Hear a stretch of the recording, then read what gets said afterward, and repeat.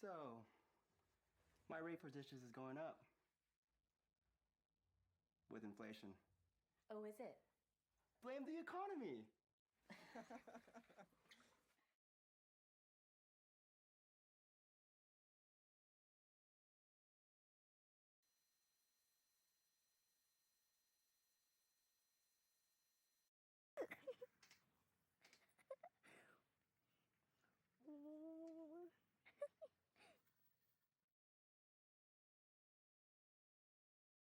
Hey, Dad! Is my weekly allowance up for a negotiation? No, not really. Okay, Okay. we'll talk about this later.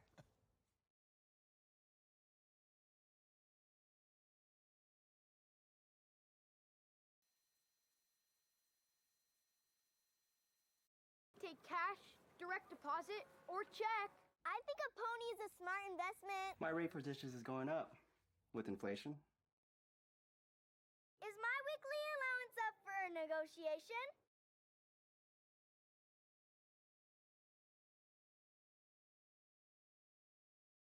I'm also open to a salary position.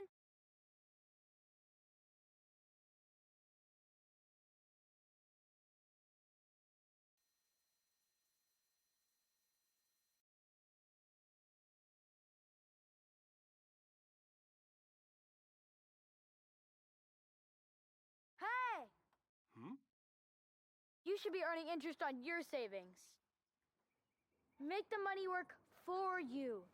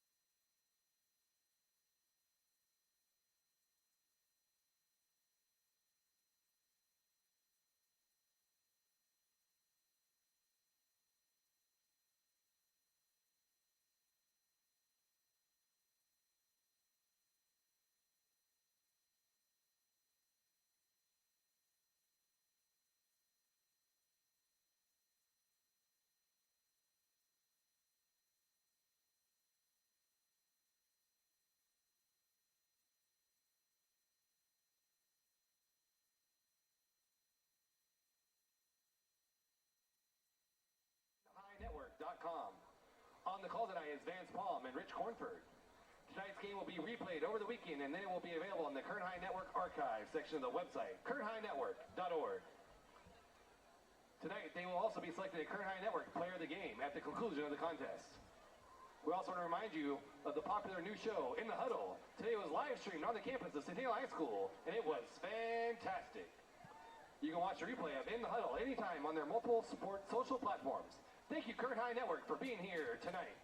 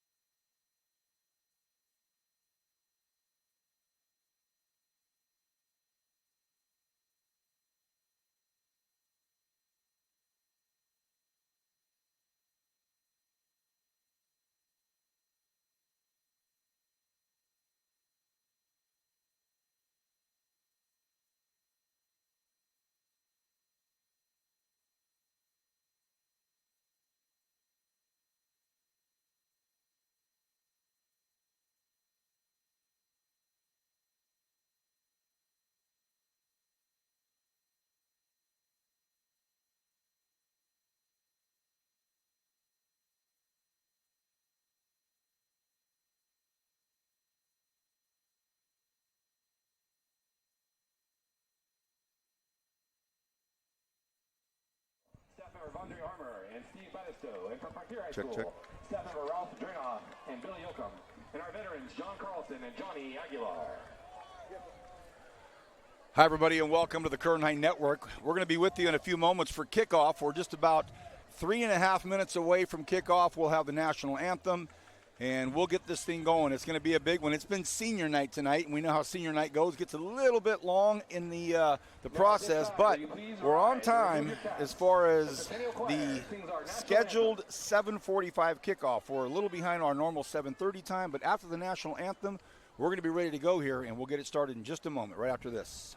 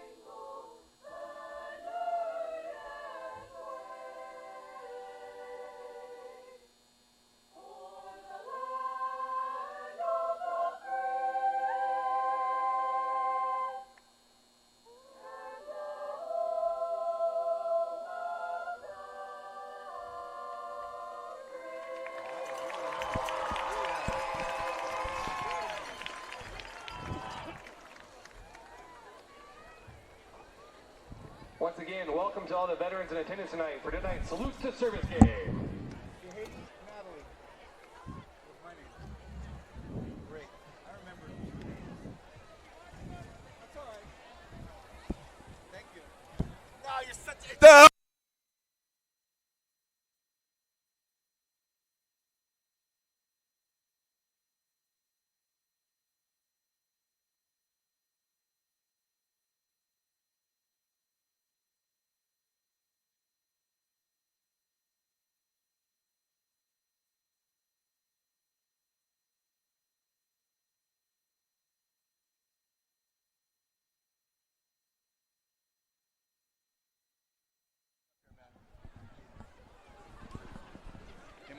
Just a hair to your right, please.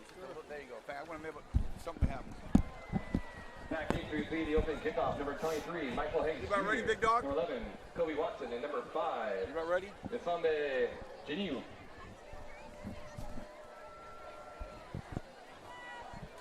Well, a very good evening, ladies and gentlemen, and it's a pleasure to have you back with us. We are at Centennial High School, and we are underway. This is a big one. Fumbled already the ball at the 27-yard line, the 22-yard line, and it is already a big one. I'm Vance Palm. I'm joined by Rich Cornford. This is the Kern High Network. This is a big one, Rich. You can throw out the record books when it's Frontier at Centennial. Hey, I've been a part of several of these that were phenomenal. It's great spirit. You got the northwest part of town, bragging rights, and both teams are hoping to go in the playoffs on a hot streak. Possible playoff implications tonight, but these teams know each other so well. The coaches know each other. We have a ton of stuff to get through tonight, but the bottom line, a big-time marquee regular season finale here at Centennial. And it's going to be one up front. These guys have got horses on both sides of the ball. It should be a lot of fun. Again, I'm Vance Palm, joined by Rich Cornford. Great to have you with us tonight. And we have some VIPs up in the top booth all night long. First of all, Campbell goes deep to Watson almost. And we get an early glimpse of that powerful arm of Brady Campbell. Yeah, and Brady's, overcome some injury issues, but he's nearing 100% right now. And you can see the arm strength there, and you can see that Frontier is, again, blessed with speed all around the field. The last few years we've watched them, they've had these big, tall, fast receivers. And they've got him again. So it's going to be work for the Centennial defensive backs, led by Camps back there at safety, to hold these guys in check. 2nd and 10, balls on the 22-yard line. Frontier going from your right to left in blue with the white pants. Centennial in their home full reds. Handoff to the right side. It's on the ground. Not much there. This is going to bring up a 3rd and long. This is Centennial loves it to turn the ears back. We watched Centennial earlier against Bakersfield High, and they did a great job of holding the Bakersfield High guys in check there for most of the night. So Frontier, a little bit of a different challenge, but similar in the athletic department there. What a game that was. What a legendary game that was. Rich and I called that one, and boy, that was the game heard around the central section. Here's a 3rd and 10, so right out of the gate, the Titans. And with that, we get a whistle. Again, great to have everybody with us. I'm Vance Palm, and I am joined by my longtime partner, Rich Cornford.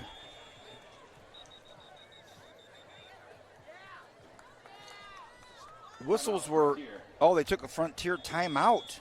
Right out of the gate, they take a timeout. Interesting. All right. Yeah, they showed their hand there a little bit with an empty set and, relying on Brady Campbell to find the open guy. And, again, there's 5 guys out there that can get the ball. Campbell's thrown for 1,200 yards and 11 touchdowns this year in a very quarterback-friendly offense. Not the easiest offense to know, but once these quarterbacks get a grasp of it, it's very tough to stop. Great coaching staffs on both sides of the ball. We had in the huddle today on the campus of Centennial High School. We had our big show in the huddle. It was a blast. We had a full staff of all those cheerleaders you see down there. The band was there. We had some volleyball players, football players. Everybody could sense this was a big one tonight. Campbell on a 3rd and 10 after a timeout in the first few minutes of the game. Screen play, and it's successful. And that's a 1st down for the Titans. So Centennial comes out full-on cover 0 blitz, but somebody let their man slip to the inside wide open, made an easy pass completion for Campbell over there. Typically in that situation, you want to force those receivers out wide, make them at least throw the ball, 35, 40 yards to the sideline instead of 10 to 15 right over the middle. 1st and 10, ball's at the 37-yard line.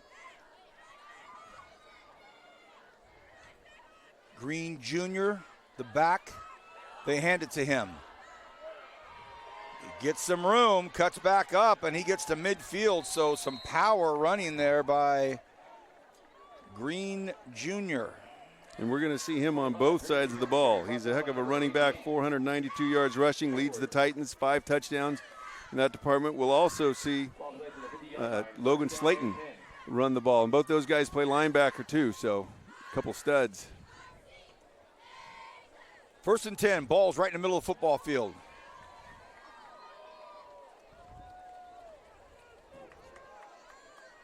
Campbell stands on his 45.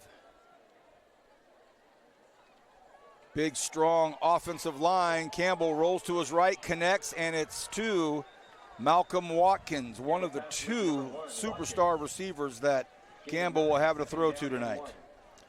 And Malcolm, he runs a 10-800 meters, so anything under 11 is really fast. And he's a guy that can take it the distance anytime he gets his hands on it, whether it be receiving, sometimes running, and then watch him in the return game.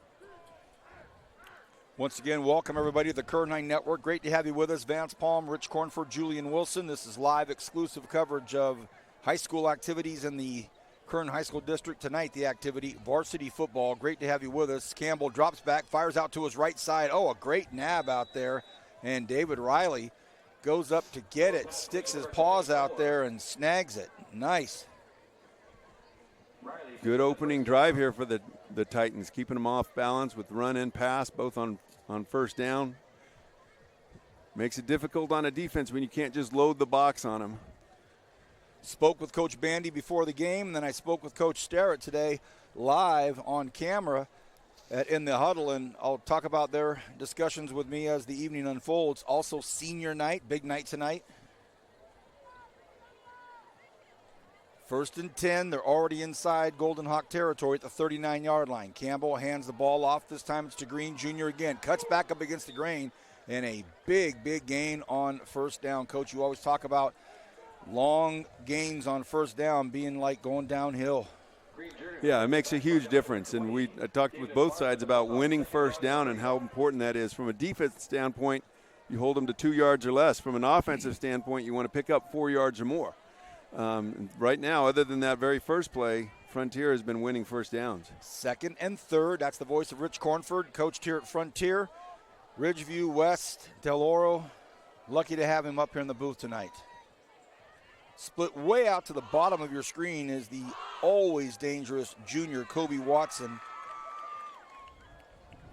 Campbell stays on the ground with it, hands off to Green Jr. And he sneaks out of bounds before being hit. Green Jr. once again on the carry.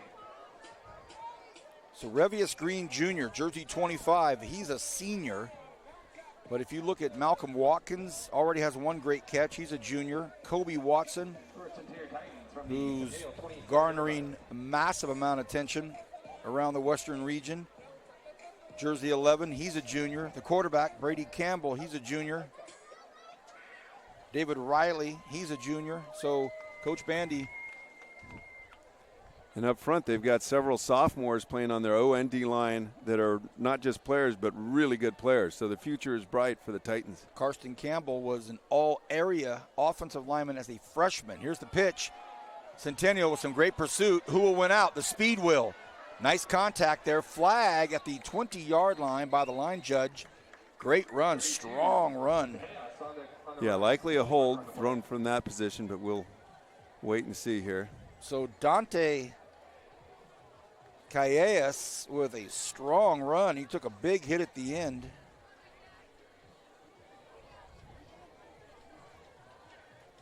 It's a hold against the Titans. Now that's going to be marked off from the spot of the foul, so it's not as deadly as if it had been from the line of scrimmage. It'll be 1st and 11 here. Coach, we've got a packed house tonight. Centennial's packed below us. We're looking over there at the visitor stands, Frontier. They made the long 2-mile drive to pack the stands out over there. Neighborhood schools here. Coach Sterrett livid at the officials. It's been a rivalry since Frontier opened. They, share boundaries over here, and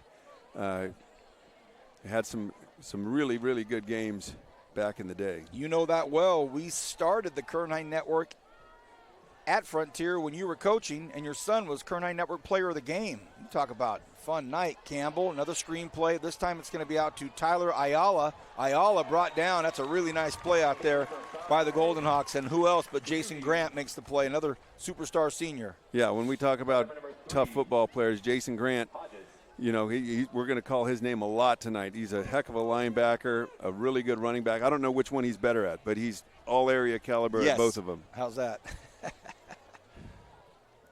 Which is he best at? Yes.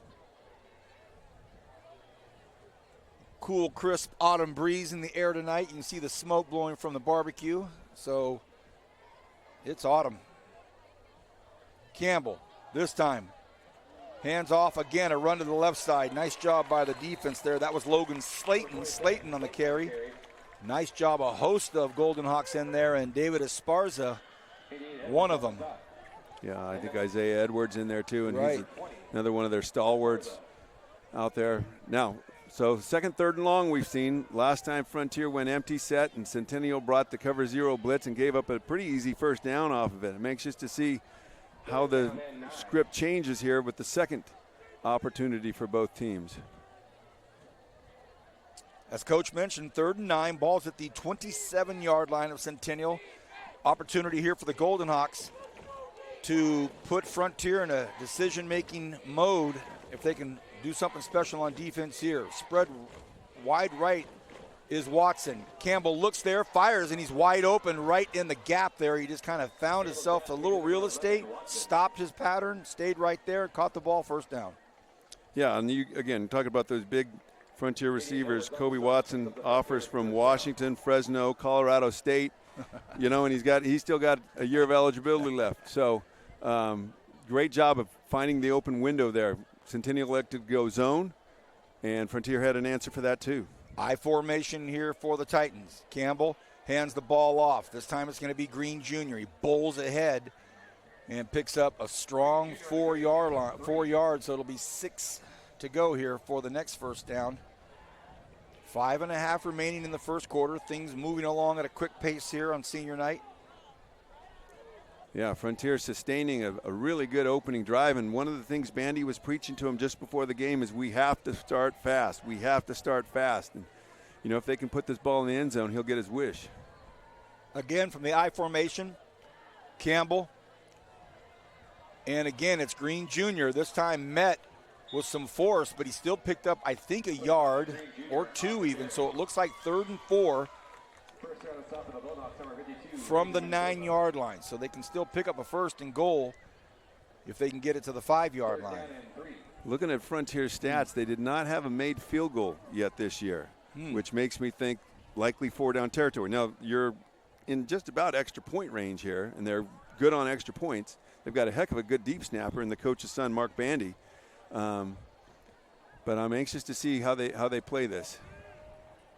3rd and 3, I formation. Watson in motion behind Campbell. They stay on the ground, and it's a strong, tough run, and they're going to get the first down. It'll be 1st and goal from the 2 or 3 yard line, right around there. So just a really yeoman's-like first drive for Frontier. They've got some nice pass plays mixed in with just some big offensive line movement there. Last week, Centennial was 14 of 14 from the air, Coach. So interesting to see their offensive offerings without Jet Santiago when they're 100% in the air last week.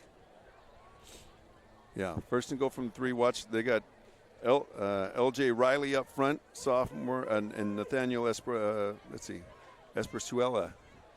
2 big linemen that are. The big guys push it up. Is he in? Looks awfully close. Oh, my goodness. How close can you be without going in? So it'll be 2nd and goal from the half-a-yard line, if there's such a thing.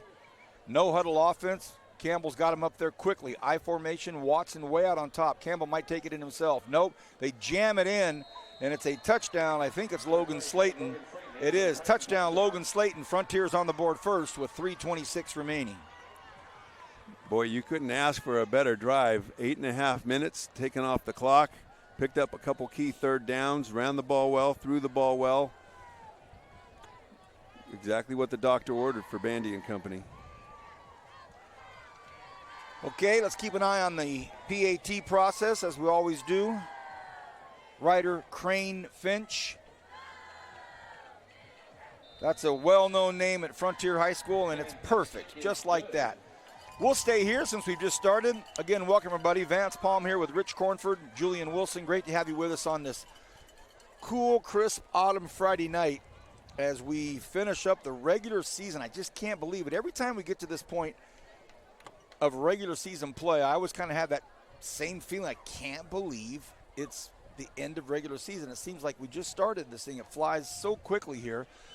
Interesting stuff going on with the playoffs, and we don't have to get into that yet, Coach. We have 3 quarters to go as far as talking about postseason and the possibilities and the 1A and the 1AA and only 8 in each conference or in each division. And so there's a lot that we can cover as the game unfolds. But the bottom line is this is a very important game for both these teams. Yes, for seeding possibility implication, but also the overused word momentum. It's a big deal. Yeah, this is a playoff-type game as far as both the caliber of the teams and the coaching that they're going to get. But, yeah, you want to go in hot. You want to go in with confidence. Centennial will get the ball, and they'll start at about the 25-yard line. Now, like we were talking about, Santiago, the Centennial Golden Hawks quarterback, got hurt a couple weeks ago against Bakersfield High. That leaves them with 2 choices here. They'll go a little wildcat with Roland Myers and then more of a drop back guy, number 9, Grant Scott. So we'll see who they put in first here, but they will likely rely on Grant at the running back position a whole lot tonight behind that big, strong offensive line. Grant is back there, of course. Myers at quarterback, so more wildcat run oriented. They start on the ground, and that's a good start. Good 4-yard, 3-yard chunk to get things going here. And, you know, anytime you have a team coach, you've been at this so long, the proverbial preaching to the choir when I say this to you, and you built your offense around a talented quarterback with a great arm and great legs, and that is taken away from you. The readjustment period, it can't take too long. It's got to happen somewhat quickly. No, and it is really tough in high school football to recover when your starting quarterback gets hurt. Smart play here. I think it's encroachment. Looks like it is going to be. So that's a smart play right there. All of a sudden it goes from 2nd and 7 to 2nd and 2. So that's pretty nice. Smart play. Yeah, and you wouldn't know it by the size of them, but a lot of these Frontier defensive linemen are younger guys. They'll play a lot of juniors and some sophomores even up front there. So you got to remember on defense that the ball sets it in play. Don't listen to that quarterback. But smart play by the Golden Hawks to take those free yards. Myers runs back in with the play. Looks like he's back there by himself, but remember, everybody, he can run as well on a 2nd and 1, and it's exactly what he does. He cuts up, gets the first down. Now Myers delivers a blow at the 47-yard line. He was finally brought down by Tresson Wallace, but it was a big blow to Wallace at the end of that run, so great sign if you're a Golden Hawk fan. Yeah, it was, and really impressed with how Myers put his foot in the ground and made that cut. Good, sharp, decisive cut. Took the yards that were given him and then got a few more. A quick run to the line for the Golden Hawks and another hard count. Oh, awfully close. And Coach Sterrett, everybody else thought they got the Titans. So we're going to see a lot of that tonight, I think. They're going to go to the air. He launches it, lets it fly, and almost picked off out there by Tyler Ayala. And boy, Ayala covered some ground. He got under that, and I think he believes he should have caught it. Yeah, it would have been a tough catch, but it was interceptable. Still hunting the ball down out there in the back 40.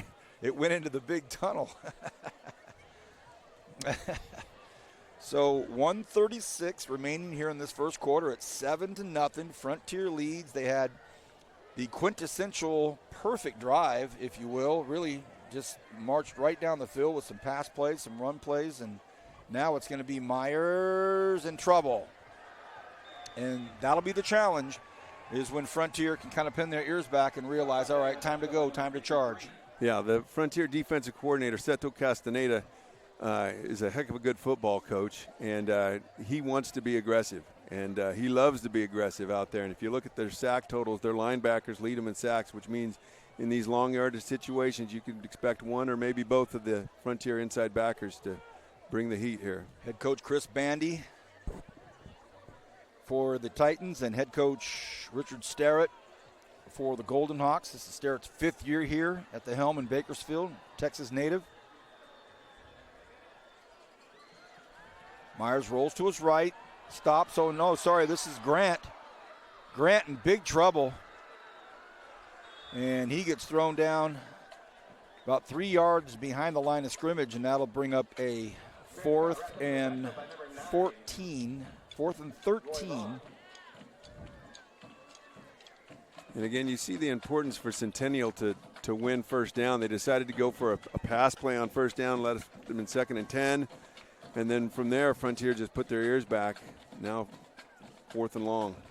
And again, be careful of these Frontier guys in the return game because they've got guys back there that can take it to the house. That'll do it for the first quarter. So we're at the end of 7-0 Frontier. We hope you're enjoying this. We're having a blast. It's going to be a great night on the Current 9 Network. We'll be back at the second quarter right after this.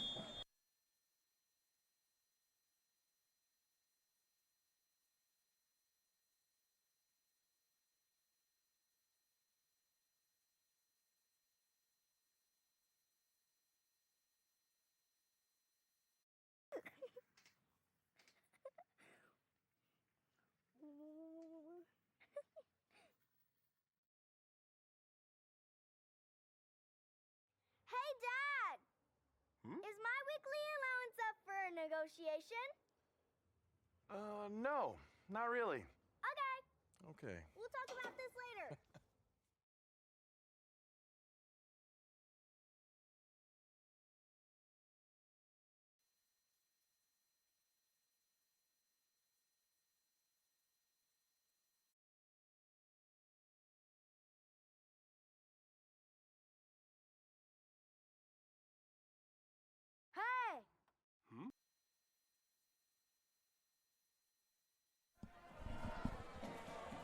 Second quarter action, and we hear the band playing Anchors Away. More on that later. Salute to Service Day and evening tonight, and we'll cover that. Golden Hawks will punt, we think. The whistles blow. A timeout, second timeout taken by Coach Bandy, and this one's before the quarter starts, Coach. Yeah, I'm not sure what that's about. One of those instances you want to make sure everything's right. Don't give up something easy, but makes you go, Things that make you go, right, Coach? Yeah.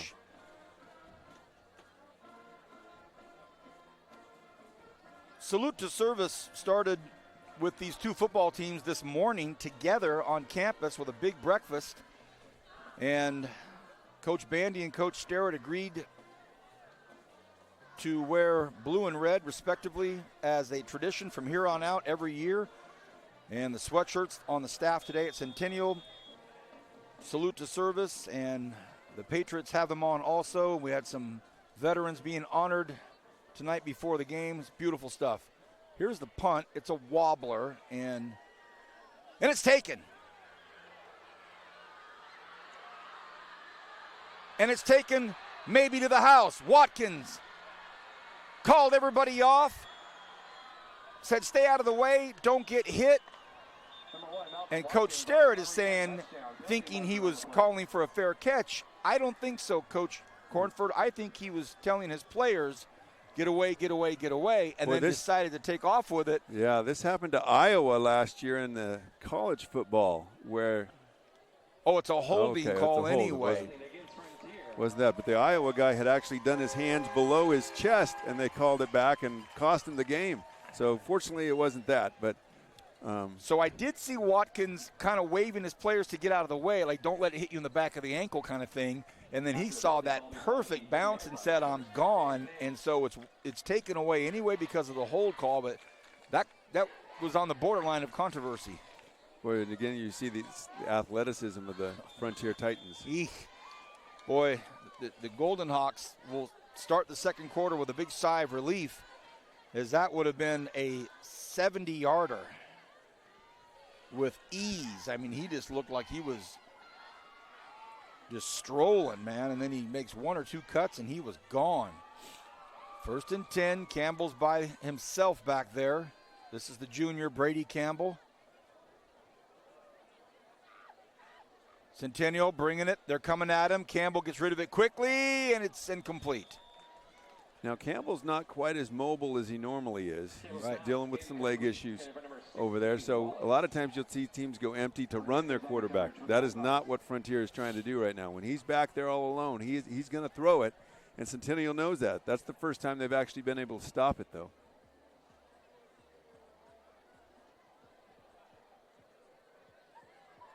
So 2nd and 10 here. Again, an empty set, 5 receivers, 2 high safeties for the Golden Hawks, but showing blitz. Campbell this time quickly fires, gets it out. They saw what they liked, and they went right back to it. Fumble! Ball's on the ground, picked up by the Golden Hawks. So just like that, the first turnover of the game. And how about it? Right there, Jaden Hernandez. And that was a huge play. That is a big play for the Golden Hawks. Whoa. They needed something to go right. They did not want another methodical drive by the Titans. And a big play right there, turning it over, got the ball in Frontier field position at the 40-yard line. So Jaden Hernandez was one of our guests today in the huddle. He is one of the 2 ASB commissioners of athletics, himself and Lauren Eldridge.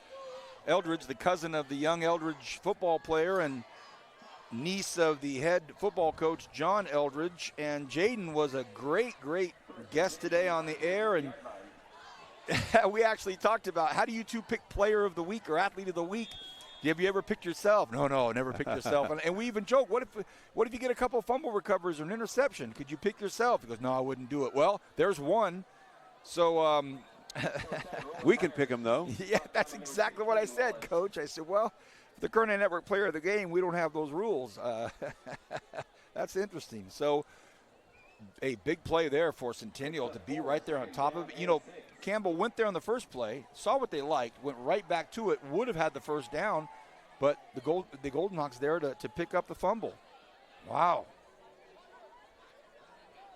So I believe Grant Scott is in at quarterback right now. 2nd and 6. Everybody's packed in tight.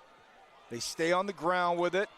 And look at the offensive line for the Golden Hawks. Boy, it's a big-time battle. You said this in the pregame. It's going to be all about in the trenches. And I know that's a cliche statement, but it's not always. Not every game is always about in the trenches. If it's a real super fast, up-paced tempo, high-flying receivers, it's that kind of game. This is going to be right there on the line of scrimmage, Coach. Well, yeah, and I'll tell you, even when you got those high-flying receivers, you better protect the quarterback. Of course. Because it's impossible to call plays when you're losing in the trenches. Of course. You know, it's easy to call plays from the stands, but when you can't get it done up front, nothing works. Every offensive lineman, defensive lineman, and line coach watching right now is saying that. Boy, Rich, tell Vance to be quiet. 3rd and 2. Can they get it? They do. Can he get outside? He does. Oh, flag on the play. Centennial's not going to be happy. The touchdown, I think, is going to get called back. Maybe I'm wrong, but Jason Grant explodes, and I think the next explosion is going to be the coaching staff. And what I think I see the official closest to is that he had his hands out. Well, that's not illegal if they're inside the cylinder there, but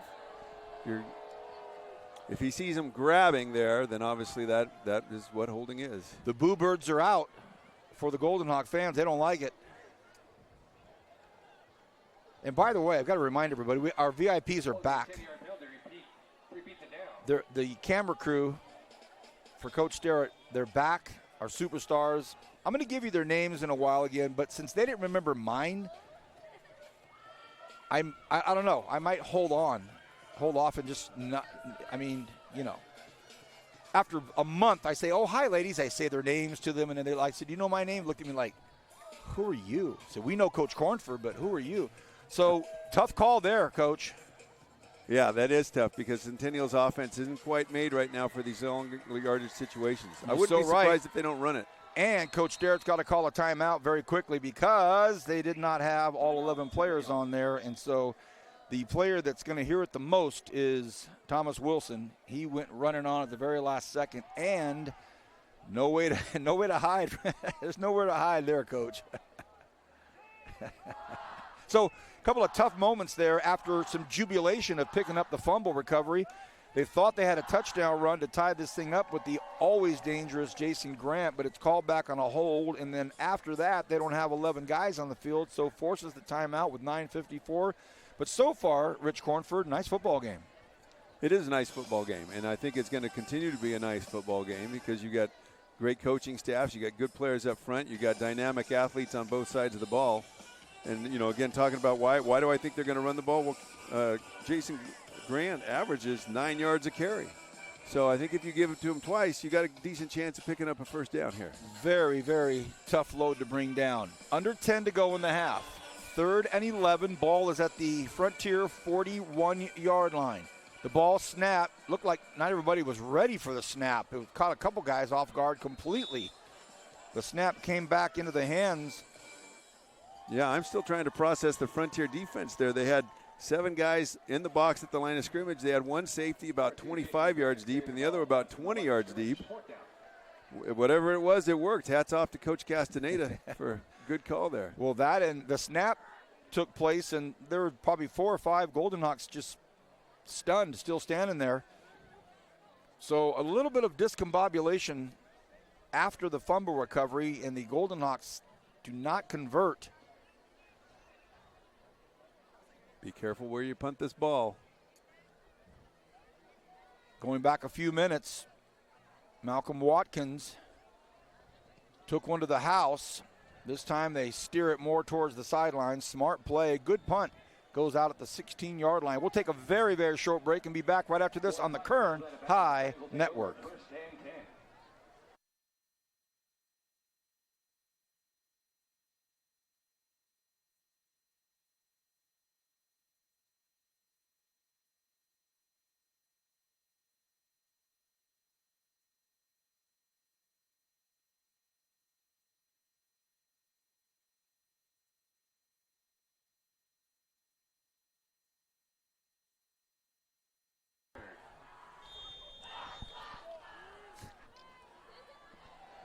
All right, we're back. 1st and 10. Great job by the Golden Hawks defense to shut down the first attempt on a run to the right side, and that was Revius Green Jr. Yeah, good pursuit by the Centennial defense. Frontier had come out with an unbalanced set over there. And Centennial had their strong safety or nickel back or outside backer. I don't know what they refer to him as in their defense, but he creeped in late to play the run and was right in there with the group that stopped that play. They gave him 1 yard, 2nd and 9. Campbell has Green Jr. on his right hip. 3 receivers way out to the top of your screen. He takes a look. Ball's on the 18-yard line. Tosses it out. Oh, and it's caught. What a pass. What a throw to Malcolm Watkins.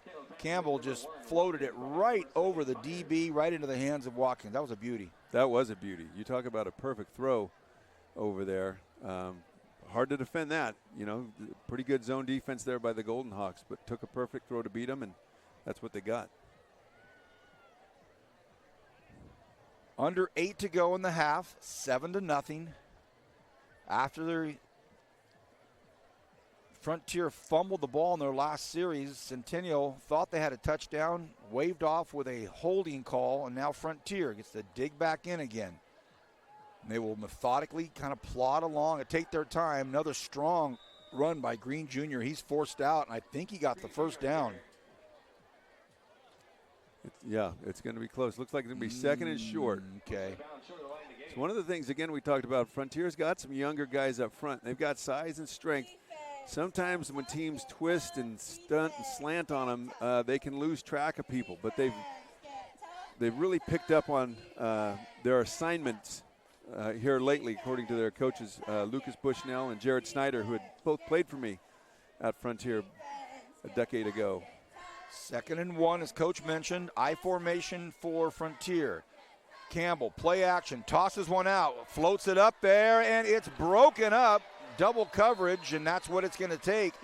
But they did it, and that's Roland Myers and David Esparza out there together. Nice job. I mean, you've got a target as talented and as sizable as Kobe Watson. Throw the kitchen sink at him if you have to. Yeah, and we've seen Roland Myers at quarterback. That was a great job of him coming over from his safety position to help break up that play, because you're going to likely need 2 people. And it was on a 2nd and 1, so it made a lot of sense for Coach Bandy and his crew. Give it a shot, because now from the I formation, you only need to pick up 1 here. And they keep it on the ground. Flag flies immediately from the line judge. I mean, our line judge down here, he can fling it. That thing was 40 feet in the air on the snap. Yeah, I didn't notice anybody lined up offsides, or it appeared that they had enough guys on the line of scrimmage, but it's got to be something like that. And that flag was almost up to us, Coach. It was way up there. And it's going to be a motion penalty, procedure penalty against the Titans, so that'll move it back. 3rd and 6. Well, if you're going to throw the flag, throw it with confidence, right? And that thing was up there. All right, so 3rd and 6. Frontier has not been stopped on a 3rd down yet. They've had all the answers.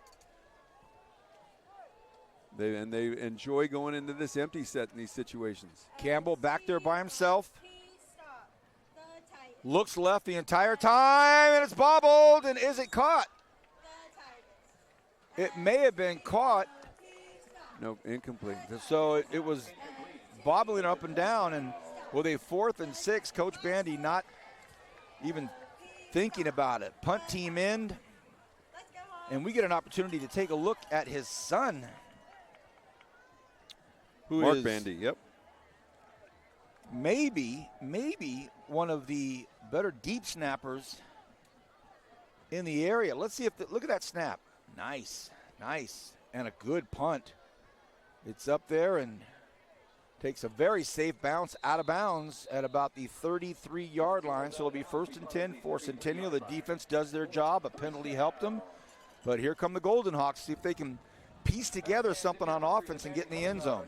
Yeah, and that was the huge stop for the Centennial defense because they're not built right now without Santiago to have big comebacks or move the ball quickly. They're going to have to drive it.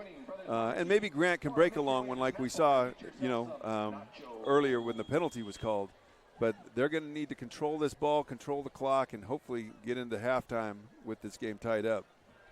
But again, it all comes down to winning this first down here, so I'm anxious to see what they got. Grant Scott. Sorry, everybody. Grant Scott at the QB spot. 1st and 10. And he hands the ball off to Jason Grant. So Grant Scott, Jason Grant. You got that, Coach? No, but eventually I will. But, hey, all I know, great push by that Centennial offensive line. We bragged on them last time against Bakersfield High, how important they are, and we'll brag on them again. These guys average about 6 foot 250 across the front, 3.8 GPA on average. And big, strong, and mean, and smart. I mean, you couldn't ask for more than that. 2nd and 5 from the Wildcat scenario, but wow, the defensive front for Frontier shuts down Meyer. Gained about 2 on that, so we're going to bring up 3rd and 3. And this is where Centennial wants to be all night long. They're going to be very comfortable in this situation. Now, they might be comfortable in it. They still got to win it, though, because, again, they're not going against the children of the poor out here. They're going against one of the top defensive lines in the area. 3rd and 3, a big 3rd and 3 here, in my opinion, with 5 and some change left here in the first half. Ball's at decent field position here at the 41, so Centennial really like to get a first down here, no doubt about it. They go on the ground, could be trouble though, and Frontier shuts down the gap, and they might have made it back to the line of scrimmage. And with a 4th and 2, here comes a big call here for the Golden Hawks. Do they kind of just roll the dice and try to get a first down and keep this thing rolling? Looks like they might, Coach. Yeah, this is going to be a huge play here. This is going to tell you where it's at. Watch for defensive front, L.J. Riley, number 51, sophomore, but a stud. Brogan Sauer comes in. Him. Right, Coach. Everybody's packed in there. Watch the hard count. Do they get him to go? Almost. Ooh, very close. And Coach Sterrett looked at the line official like we thought we got him. And now it looks like they may go into a stall mode here. And he'll call a timeout and most likely going to punt the football. You never know, though. They might talk it over. And they are going to boot it away. What does the analytics book say? Yeah, well, kick it. With the likes of Malcolm Watkins and Kobe Watson and one of those What is your expected net on this punt going to be? And what is your win percentage here on 4th and 2? This is where it would help if you had Santiago, who not only was mobile but could throw it. Centennial is handcuffed. I mean, Frontier knows that 90% chance it would be a run if they did go for it here. So they are electing to punt. I didn't see Jet here, did you? I didn't happen to see him on the sidelines or bump into him or see him around. So maybe he's watching us on the Kern High Network. To the Santiago family, hello. Jet, all best wishes to you, my man. All right, 4th and 2. Some serious threats waiting for this ball to land in their arms. Talk about a great snap. That was beauty. Oh, goodness. A hammer job. And it bounces off the Frontier Titan. Look out. He has to go back to get it. Now he's in trouble, and he's going to be corralled, we think, at the 5-yard line. So Nsongbe Ginwi is one of their super dangerous guys, and yikes, Coach. Yeah, he was just indecisive on that. The ball should have never touched the ground. Either you're going to catch it or you're going to get away from it because that thing bounces funny ways. Talk through that advice again to young return men. Well, yeah, because you don't want to have happen what happened right there. You need to catch the ball. You need to feel the ball. And if you can't, then just get away from it. All right? No good can come from it. 3 options: fair catch it, field it, get the heck out of the way. So, great opportunity here for this Centennial defense to maybe clamp something down here and get back in it. Or does Coach Bandy and the Titans do a 4-minute and 6-yard drive for 97 yards? Campbell in his own end zone floats another one out and incomplete. So he was running to his left, throwing with the right arm. And the clock stops, 2nd and 10. Yeah, Frontier electing to throw on first down out of their own end zone. Reminds me of old Bobby Bowden. He said in those situations, well, somebody's going to score. They were going to be real aggressive at Florida State. 2, 3. That's either going to be them or us, right? Yeah. Coach Bowden had quite the outlook. 2nd and 10. Watkins, the bottom left of your screen. Watson, top of your screen. They stay on the ground. That's a nice run right there, and they give it to Green Jr., and he plows forward for what looks to be about 5 yards. So it'll be 3rd and 5. Yeah, very interesting chess match between these two teams. Well, the one thing about the 1st and 10 throw attempt stops the clock on the incompletion, and so now, you know, they are trying to use up some time, but it won't use it all up. Get the first down, it's a moot point. Yeah, exactly. So for the Golden Hawks, this play looms large because they would love to have an opportunity to put some points on the board before the half runs out. But if Frontier gets first down, I think that opportunity is lost. Campbell, shotgun, one back behind him. Quick toss out to the left side. It's Watkins. What can he do with it? And he can do a lot. And Watson, sorry, not Watkins, but Watson. Kobe Watson. And the call here is big. Very big. Clock stops with them going out of bounds, but was it a first? They're saying short. So, yikes, 4th and a yard. And look at this. Coach Bandy says, nope, we're going to boot this thing away and leave it on our defense to pitch a shutout in the first half. Now, last time we were here at Centennial, they didn't put the marker down on time, and it got dinged, and it just took another blow. They're going to have to put that thing on IR. Wow. The first down marker. That is all bent up, isn't it?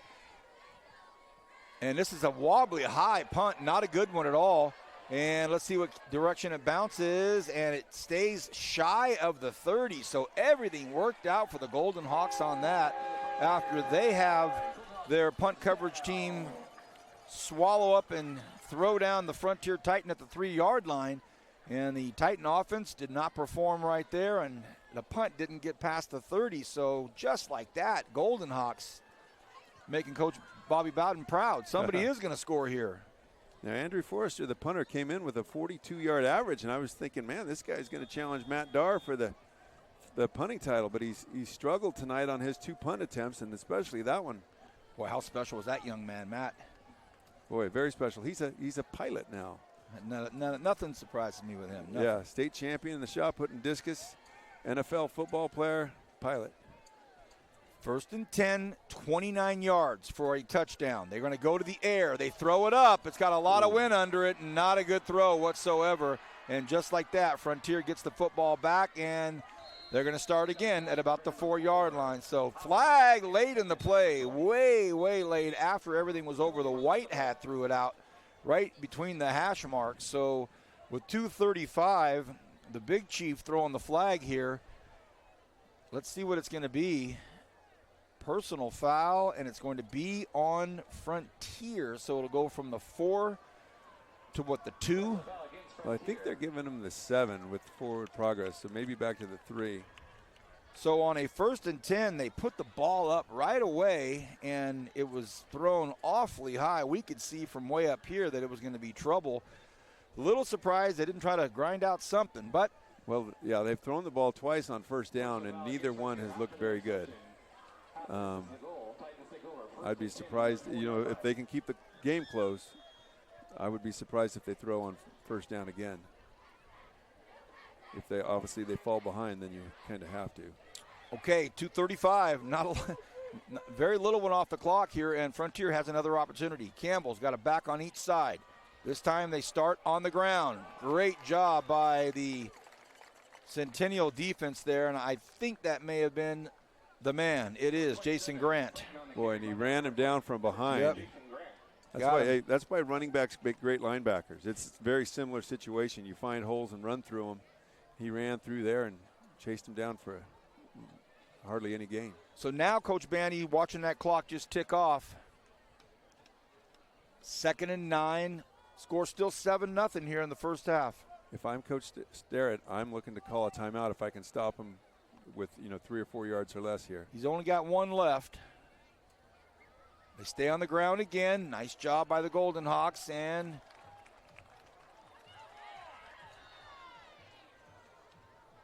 clock continues to tick here on a 3rd and 9, Coach, with 1:38 and counting, so it's going to be close.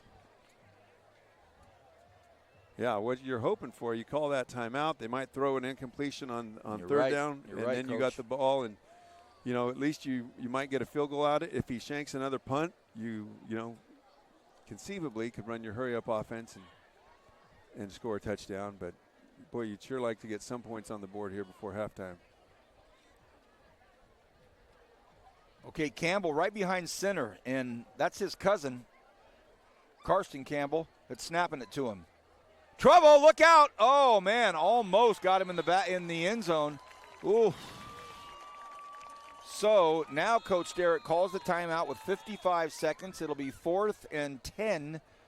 So Frontier unable to really get the engine going for 2 drives in a row. Now, granted, this last one they were in trouble, way back there, but sputtering just a bit here. But Centennial not really been threatening either. Well, Centennial not threatening with their offense, other than the one call, touchdown that got called back. But Coach Coyle and his defense really amping it up these last 2 drives, holding Frontier without a first down on either of them. So I'm going to at least show this punter some pressure right here. Hopefully get into his head a little bit and hope for another bad punt.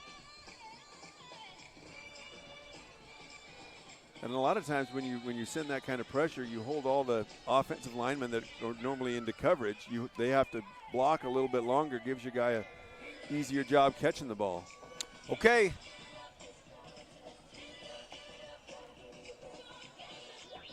Forrester stands with his heels just inside the back line of the end zone. Bandy will snap it to him. Forrester, this time it's better, and it's going to bounce backwards again, so they stop it, and this time and the Centennial crowd's wanting a call on Frontier, but I've been watching these guys, and they're just kind of getting after it, Coach. There's nothing nefarious or malicious. Just guys getting after it. Yeah, as long as you're doing it in the act of playing football. Right. Be as physical as you possibly can. Okay, 47 seconds left. Not exactly sure of the range of the Centennial kicker, but I would guess if you can get the ball to the 20, he's got a shot. But the problem is you just can't throw it very well. They might be able to throw a slip screen or something out here with Frontier playing with some high safeties. Grant hands the ball off to Grant. Grant busts through. Oh, it's a nice run. He gets down to the 17-yard line. They got to hustle.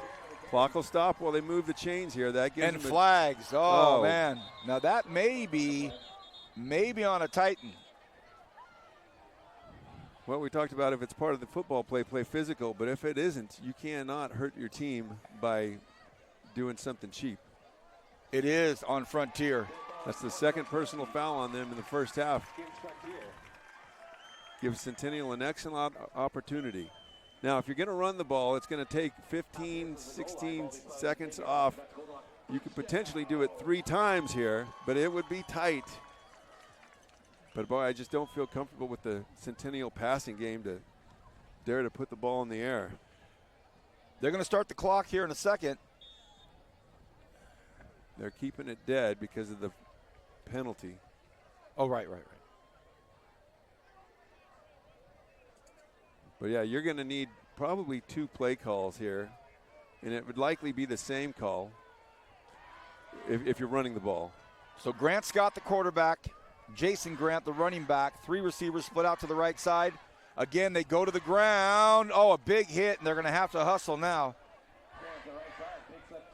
Now, Centennial is used to playing no huddle, so they can get it done pretty quick, and they're doing an excellent job of getting lined up. You can hear the crowd saying, spike it, spike it, spike it. It's going to be, the ball goes to the corner, and for sure the flag's going to come out, no question about it. So it was intended for Caden Howard, and we could see from way up here that the flag was going to come out. So with 16 seconds left, there's still a major challenge because that's not a ton of time. So I wonder if, in all things, if you've worked with these backup quarterbacks on spiking the ball, because it's not just a natural thing. I mean, you need to practice that several times, because this is a situation where if you're going to run Grant, you want to spike the ball there so you can at least get a field goal afterwards. But these guys might not be used to taking the ball from under center because you can't spike it from the shotgun. That's such a great point, Coach. Thank you. Grant Scott, QB, Jason Grant right behind him. 16 seconds. We're at the end of the first half here. Can the Golden Hawks get in? They look to throw. They toss it, and it's caught. Touchdown. Roland Myers. Golden Hawks get in just in the nick of time. Wow, and interesting, the motion man, nobody covered him. He was open in the flats as well. So blown coverage there by the Titans in a couple aspects, and Centennial fools me at least by throwing the ball and throwing it well. Good job by Myers there, finding the open guy. Hey, Coach, a lot of that has to do with probably familiarity right now over the last couple of weeks, right? Just that's the guy I'm going to. Here comes an important PAT here. Maverick Moore, it's up, and it's good. We're tied at 7 with 12 seconds to go. What a first half. Hats off to Coach Starrett and the clock management over there. They both offensively and defensively did what they needed to do to get this game tied up at the half. Supposedly. Be careful on this kickoff, though, because there's some guys back there. Hey, we want to take this opportunity to thank Centennial High School for hosting us tonight. Very special thank you to Stan Green, the Director of School Support Services for the Kern High School District. Of course, all of the superintendents there. And our sponsors at Valley Strong Credit Union for allowing us to put on events like this for our community. How about the Centennial High School Administration, Principal Ryan Coleman. What a great discussion I had with Mr. Coleman today. What a superb class act he is as a principal. The Assistant Principal of Instruction, Carrie Palacios. The AP of Administration, Nicole Oliver. The Dean of Student Behavior and Supports, there's 2 of them, Kathleen Buford and Anthony Rancic. The Athletic Director, of course, our good friend Tom Haskell, and Activities Director, who was such an integral part of the huddle being so successful today, Jana Chapman. Thank you, everyone. Centennial High School, as good as it gets. And hat off to Jana Chapman and what they did with senior night. It was as well run as I've ever seen. Boy, that was nice, wasn't it? Here's a kick, and it's a bomb. And it goes through the end zone. So how about that? Little adrenaline pump in there. That's a big play right That's there. Huge. So Maverick Moore, he went over to pick up his tee. He's getting some love from Jason Grant, the coaching staff saying, great job, fantastic. Boy, you're so right. I mean, boot that thing out of here. Yeah, because those Titans were back there hungry for that ball, thinking, hey, we got a chance to return this. We're taking it. No dice. No chance.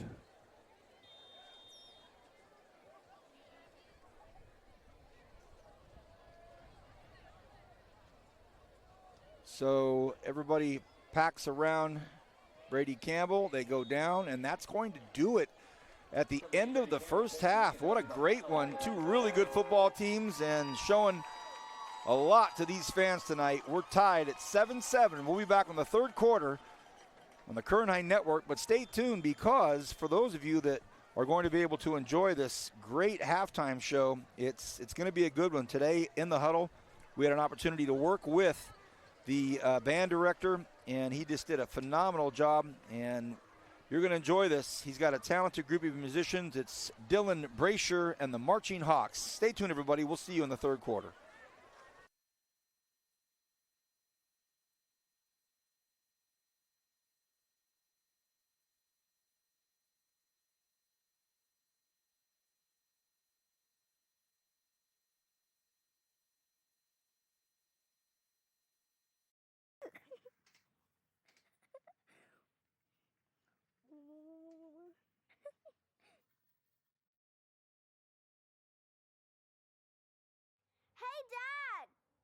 Is my weekly allowance up for a negotiation?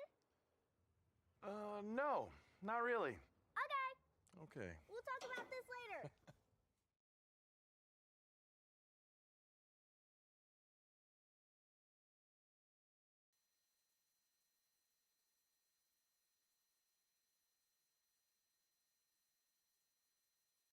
Take cash, direct deposit, or check. I think a pony is a smart investment. My rate for dishes is going up with inflation. Is my weekly allowance up for a negotiation?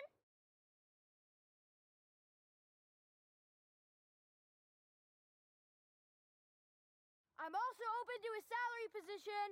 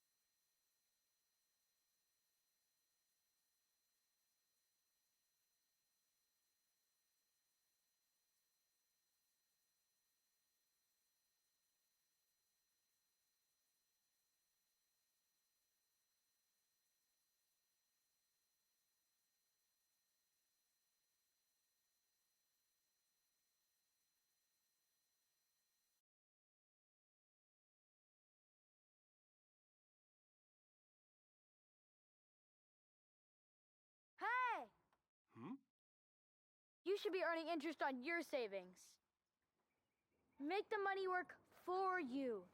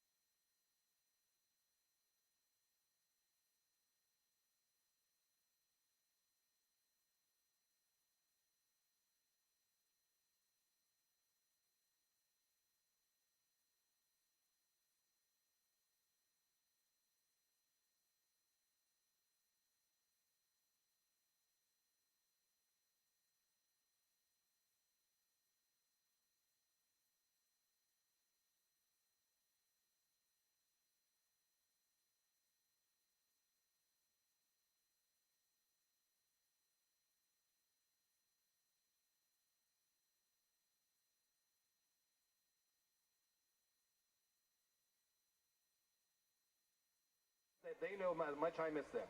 Now, next on the list is for me to cross the stage and thank you again. Love you to the moon and back. Ben Chesmin Tamadong. Benjamin Dad, Alma Mom, Benj Brother, Drum Major.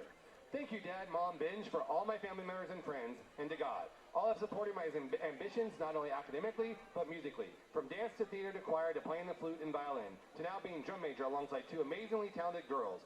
I love you all so much. Thank you for being by my side. Malia Harding, drum major. Mallory Mom, David Dad. Mom and Dad, thank you so much for supporting me. I love you so much and so grateful to have you as parents. Thank you for teaching me how to be a good person and how to show the love of God. Love you, Mia. Isabella Bosini, clarinet. Deborah Bosini, Mom. Tony Bosini, Dad. Cruz, Isaac, and Sophia, siblings. Without your support, passion, and endless car rides, I would never found my second family here in band. I'm grateful every day that you aided me in becoming the person I wanted to be. Elise Jiang, flute.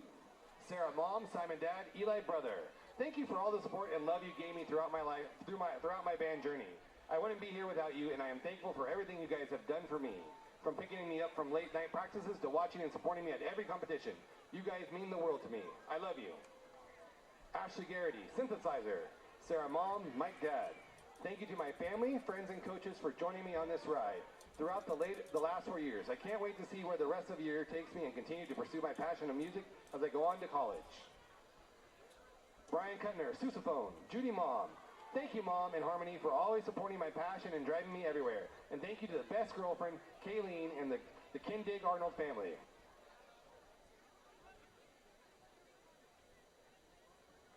Brianna Martinez, tenor sax. Faith Mom, Tyler Brother. I thank my family for supporting me in all the ways they have, including attending my concert and shows. I thank my mother for allowing me to participate in an activity I truly feel a part of. I also thank my brother for allowing me to borrow his long black socks. Jonathan Coronado, snare. Nathan Father, Regina Mother, Leah Sister, Remy Sister, Christian Brother, Elliot Brother. I want to thank my parents for the major support and encouragement they gave me throughout the years, especially my mom, and thank you, Dad, for the inspiration and support you gave me while becoming a drummer. I wouldn't be doing this without you. Love you guys. Aiden Link, mellophone. Jeff Dad, Leah Mom, Madeline Sister. Thank you so much for all your support through this crazy journey. I wouldn't be where I am without your support and encouragement for my pursuit of music. Scarlett Porter, color guard. Jason Dad, Emily Mom. I want to thank my family for their support, love, and guidance. They have been the foundation for my success. They have taught me the importance of hard work and perseverance. Thank you for everything. Love you all. Carson Porter, trumpet. Joshua Dad, Emily Mother, Trevor Brother, Felicity Sister. Carson Porter would like to go to Cal Poly SLO and double major in computational physics degree and a business degree while minoring in music. He would also like to pursue band and golf in college. Lincoln Mickelson, saxophone. Brian Dad, Kimberly Stepmom, Sherry Mom, Braden Brother, Haley Sister. Thank you, Dad, Bonus Mom, and Mom for raising me into becoming the young man I am today. Without you, I wouldn't be as mature or strong as I am today. And thank you to my bonus mom for helping me prepare for my next chapter in life and help me become a responsible young adult. Christina Sikshaduri. Christina Mom, Felix Father, flute.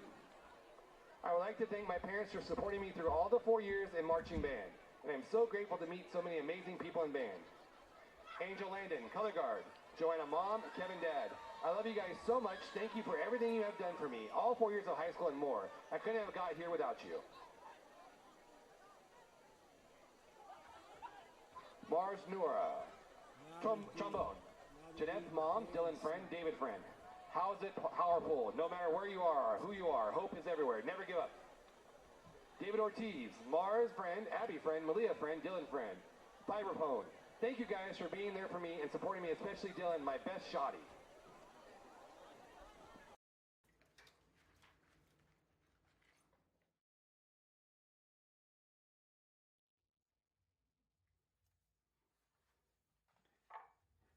So, my rate for dishes is going up. With inflation. Oh, is it? Blame the economy!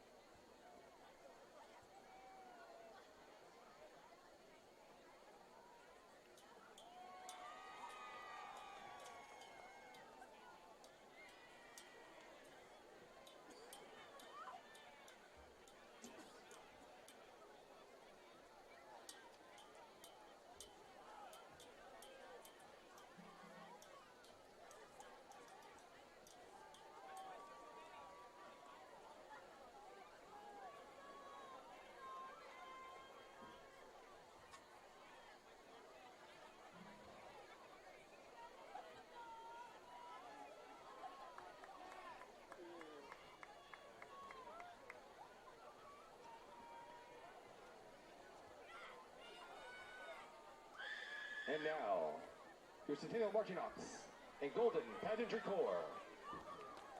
Co-majors, is your band ready?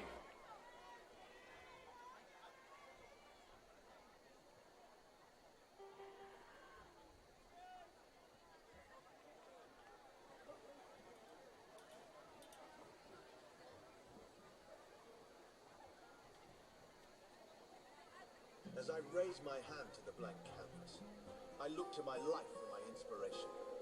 Then I close my eyes and look inside to find the art, and my heart burns yellow with fire.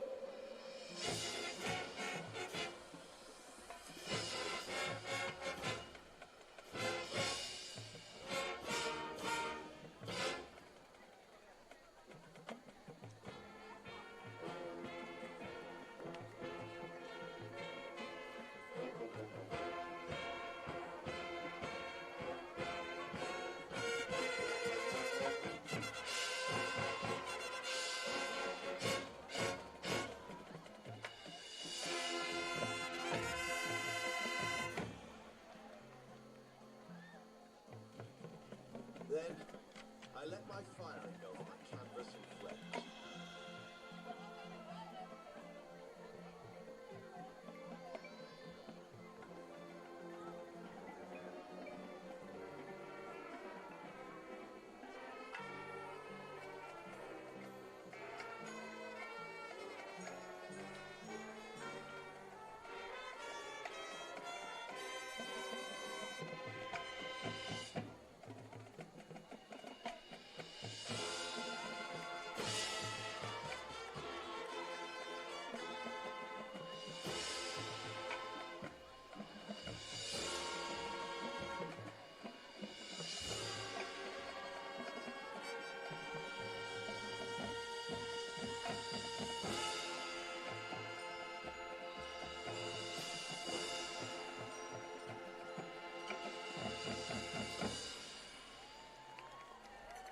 And as my fire burns bright, it begins to fade, as little blue teardrops extinguish the flames.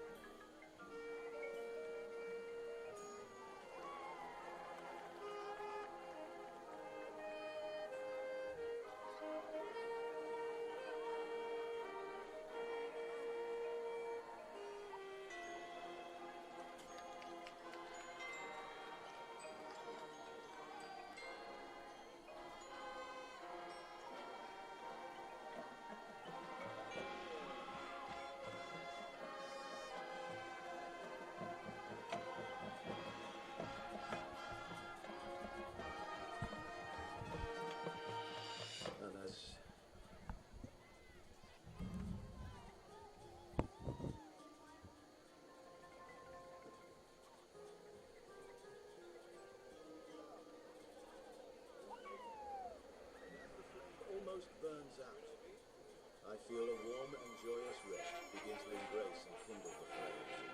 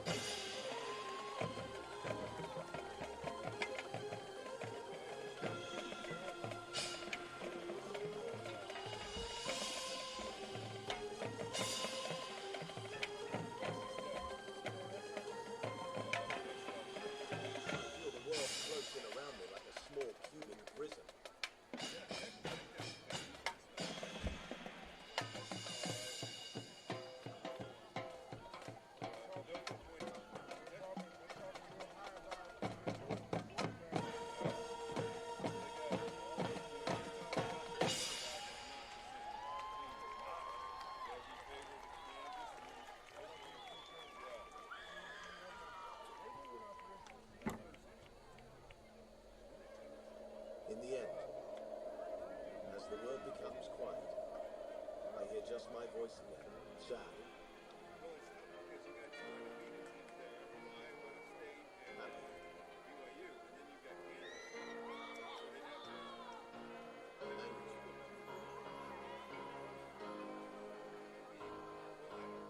Passion.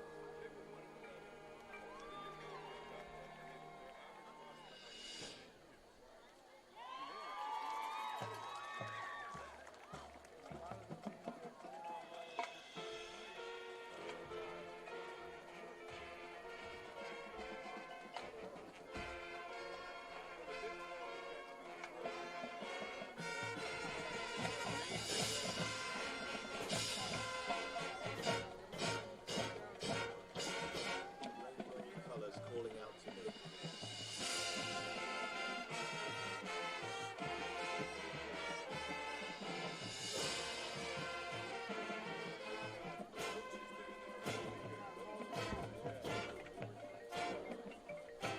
And as I look back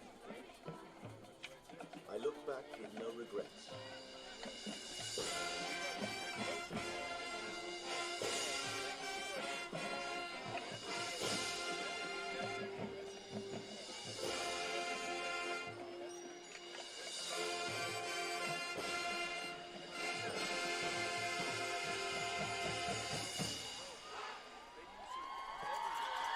Thank you, Marching Hawks and Golden Pageantry Corps.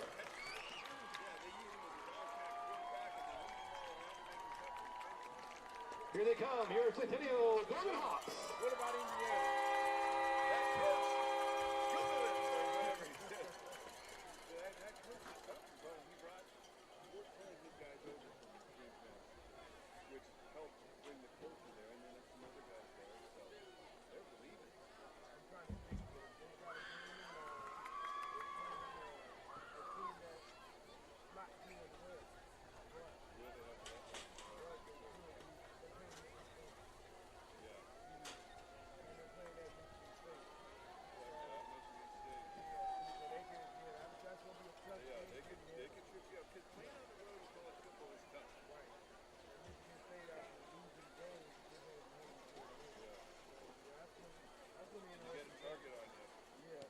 They win that game, that's going to be amazing.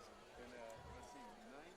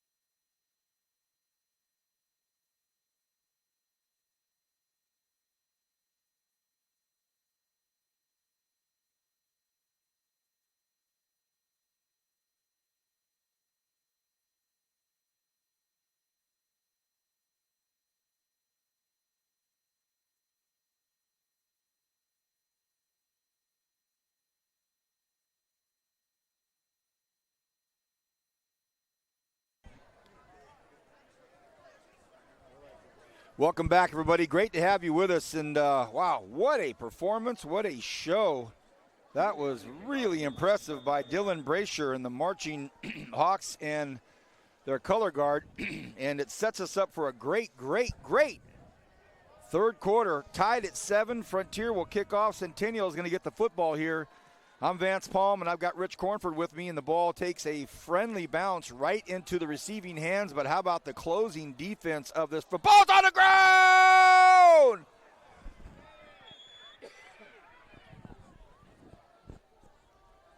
Will it be a devastating fumble to start off for the Golden Hawks? And it will, just like that. Rich Cornford, Frontier starts off with the football in the third quarter. Boy, still in a little bit of shock over that. I'm still waiting for the referee to point his hand. All the Titans are saying the ball's going their way. You're right, Coach. Oh, they're giving it to Centennial. Oh, so now Coach Bandy can't believe it. He comes storming off the sidelines onto the field at the hash mark, close to the hash mark. He wants to know, look, I've got 8 guys that jumped up and ran off the field. But I guess that's not the deciding factor. If 8 guys run off the field, it's still a call by the officials. And the white hat over there talking to Coach Bandy, who is not pleased. It is much better to have the officials call the game than either team, either coaching staff, or you or I. That's for sure. Great point, Coach. So, ooh, man. Look at Centennial getting right up on the ball, ready to roll here. They want to carry this momentum. Yeah, they do. The momentum of not coughing the ball up. 1st and 10 on the 22-yard line. They stay on the ground. They try to jam it right at the A gap. It's not going to happen. And Frontier waiting for it. Great halftime show. Great to have you back. I'm Vance Palm, Rich Cornford, Julian Wilson. Suhaidi and Natalie are back as the world-famous tech crew for Coach Sterrett and the Golden Hawks. The camera woman, iPad woman, they are superheroes with great memories. Nice to have them back up here. 2nd and 10.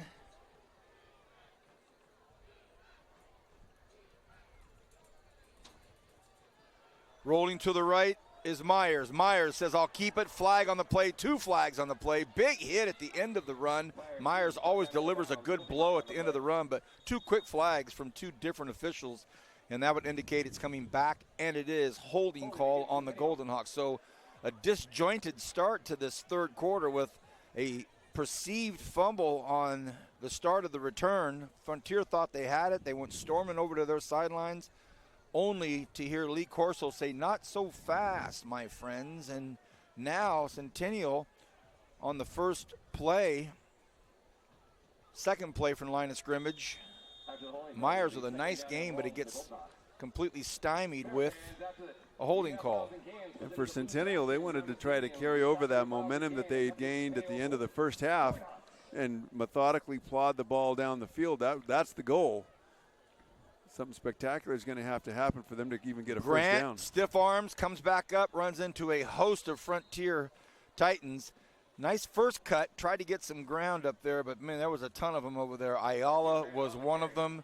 Malcolm Watkins was one of them. They had a bunch over there. Makai Watkins. And every Titan defender realizes what Grant has done this year. He's run nearly for 1,000 yards. You're so right, Coach. They're all over him. We had mentioned his 9.6 yard to carry average, and I think the Titans are determining, well, he ain't going to get that 1,000 yards tonight against us.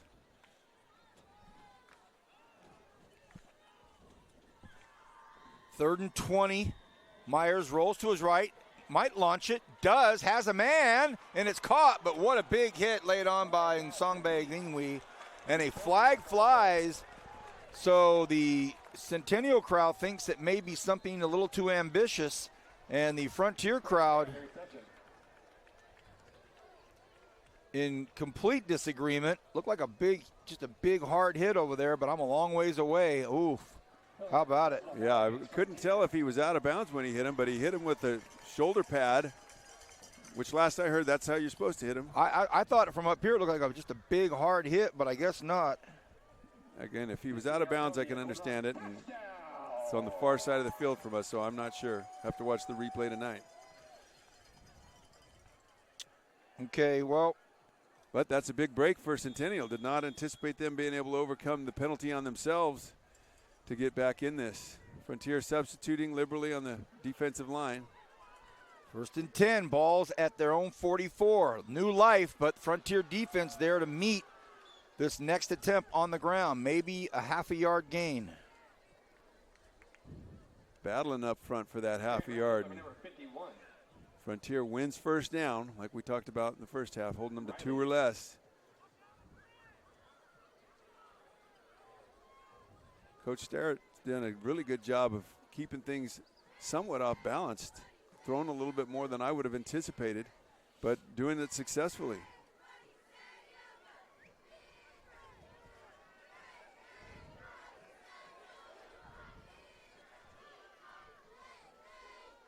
A quick look for a toss, was never going to. Nice job there by the offensive line for the Golden Hawks. Just kept their feet moving, Coach. They just kept grinding, and it just gave enough momentum for Myers to get behind it. Yeah, Myers is a really good high school football player. We've seen him make plays at safety, Wildcat quarterback here, battling for every yard. A little over 8.5 remaining here in the third quarter. Ton of football, still tied at 7. You're watching live exclusive coverage of high school sports here in the Kern High School District. Oh, a hard count and big time movement there. And again, the effervescence of Julian Moreno, the junior that wants a piece of everybody. He's big enough and strong enough. At that time he got caught, and he'll be subbed in for by Nathaniel Leal. And Nathaniel comes in, and he's one big kid too, jersey 78. Yeah, both those kids are juniors and probably the top 2 defensive linemen for the Titans. Interchangeable there. Like we said, the Titans will play a lot of juniors and sophomores on their defensive front, and sometimes those kids will make those mental mistakes.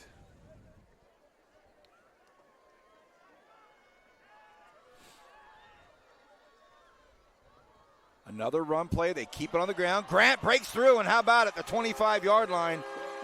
And Jason Grant doing what he does at Independence High School earlier in the year. It was a really close game until the fourth quarter, and it ended up being the Centennial Golden Hawks using that young man to beat down Independence, and he was our Kern High Network Player of the Game. We will award someone tonight the Kern High Network Player of the Game t-shirt, and all of the kudos that go with it, and he's one of them already this season. They've had success running to the left behind Nathan Poon and Jaden Chavez over there. See if they keep doing similar things. Myers cuts back up himself. Myers, tough run, and well, I think we're seeing what the mind of Coach Richie Starrett and his staff have in store for this quarter. I like when Myers puts that foot in the ground and turns that thing upfield, and I think it's designed that way. Make it look like a sweep, put the foot on the ground, and attack off tackle. Good drive here to start things off by the Centennial Golden Hawks. Here comes Jason Grant back in with Grant Scott.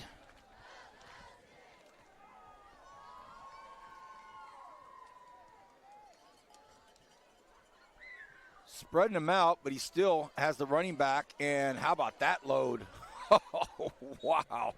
So Nathaniel Leal, or Neal, sorry. Nathaniel Neal, I apologize. Just a one huge, massive nose guard right there. He is just, and he just lands right on top of Jason Grant. Neal. Yeah, 2nd and 9 for the Golden Hawks. Looking to stay on track here, get on track, looking for gain of 4 or 5 yards here. Empty set, Coach, for Myers. Looking for some room, just trying to find some gaps. He does. Nice job there. Gets up to about the 7-yard line. It's a really good run. Has to be patient and wait for things to evolve. Yeah, I like the word patient right there. We saw instead of just, putting his head down and running into the back of an offensive lineman, he paused there for a second, waited for things to clear up, get him a little bit more of a push, and then helped him get probably 2 or 3 extra yards. 3rd and about 3 here.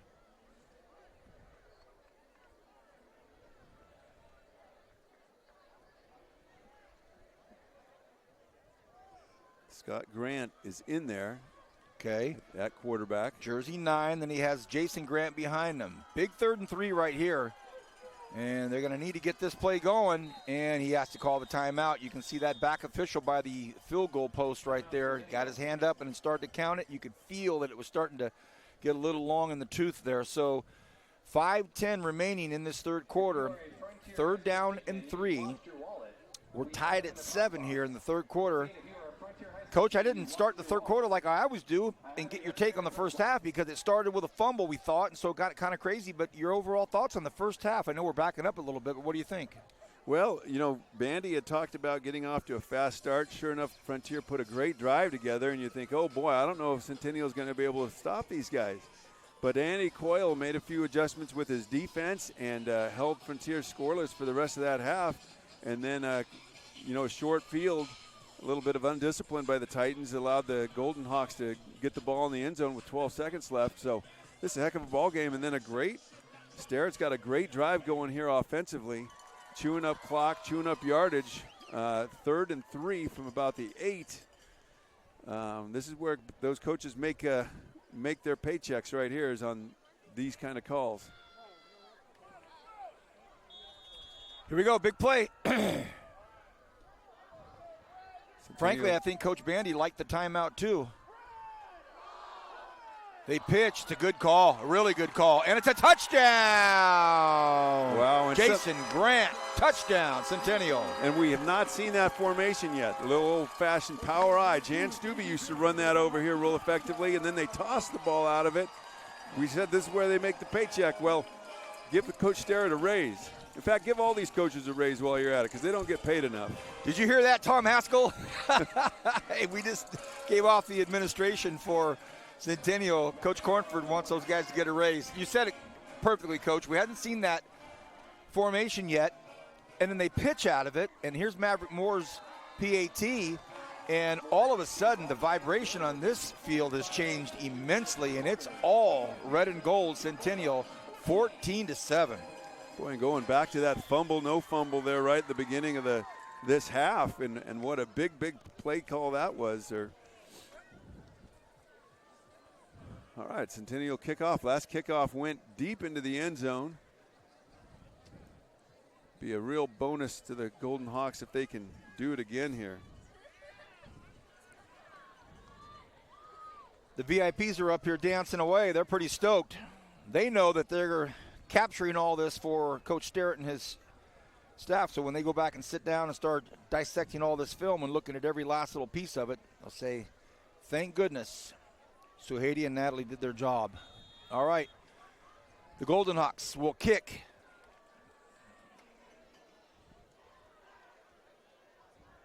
Moore, we've already seen this big leg. Ball's fumbled in the end zone. Doesn't matter. It'll be 1st and 10. So with 5:06 remaining in this third quarter, Frontier now has been on defense a long time, Coach. Yeah, and my hat's off to Maverick Moore and putting his second straight ball into the end zone, not giving these Titan return guys a chance to flip the script on them. All right, we saw Frontier look like dynamite early in the game on offense, and then, you know, sputter out late in the second half. Couldn't pick up first downs when they needed it to run the clock out. Weapons all over the field for the Titans and a big, strong offensive line up front.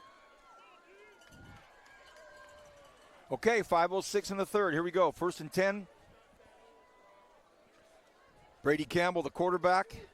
In motion, he has Riley running right in front of him. He looks left, fires quickly, gets it out to the dangerous Kobe Watson. Watson stopped it near the 40-yard line, and now you can see what Coach Bandy's thinking. Give him a long handoff over there. Let him go. Yeah, and this is the second straight game. Centennial does a really good job defensively of keeping everything in front of them. Nothing downfield. Well, we did see one great pass downfield. But for the most part, downfield passing has not been a real big factor in this game. Frontier's had a couple short throws like that have been helpful.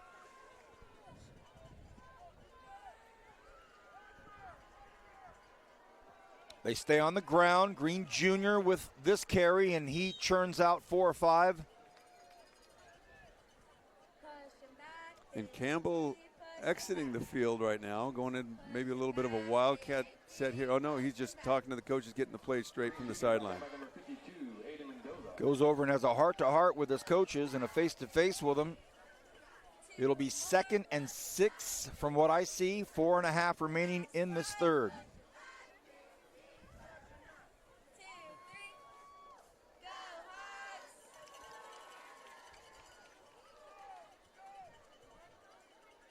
Hard count for a second. Nobody went. Campbell just barking out Huts. Drops back. He's at his 30. He's got a super strong arm. What's he going to do with it? Flicks it out. Really smart play. First down to Malcolm Watkins. Boy, that was really slick right there. He went right to the line of scrimmage, and I mean, he had maybe an inch and then just floated one over. First down, Frontier. That was much needed for the Titans. Yeah, when he moves around out there, he's looking definitely to throw the ball. Capable runner, but really wants to throw the ball out to his weapons there. And a fantastic job by that Frontier offensive line, giving him all day to throw. And not going downfield. Yeah. Okay, even 4-minute mark. Ball's exactly at midfield. Campbell fires, and it is, through the fingertips of Kobe Watson, and fortunate for Frontier, that didn't land in a Golden Hawks lap. Yeah, that ball should have been caught a little bit high, but a receiver of Watkins' caliber needs to come down with that. 2nd and 10 for the Titans.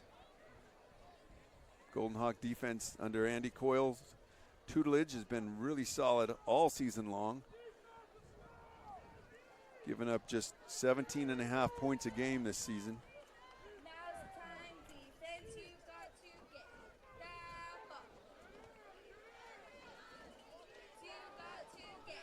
Second and 6 still. Green Jr., strong run. Golden Hawks meeting him, but how about this? What a thrust for the big first down. He's still on his feet, and the whistles don't blow until he goes down at the 35-yard line. And look at the Frontiers faithful. They love seeing that big push by that offensive line, and Green Jr.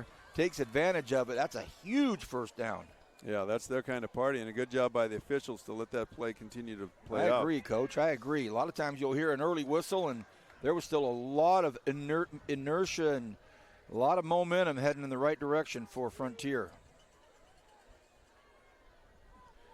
Campbell stands on Centennial's 40. The ball's at the 35. Hands off to Green Jr. He's feeling it now. Cuts back up, runs into some Golden Hawks. Gets 3, though. Positive yardage again. Green Jr. on the carry picks up 3. Yeah, this is a great matchup between two really well-coached teams. Both sides really hustle the ball very well, understand their assignments. Seeing really high-quality high school football here tonight. And we expected nothing less. Not at all, buddy.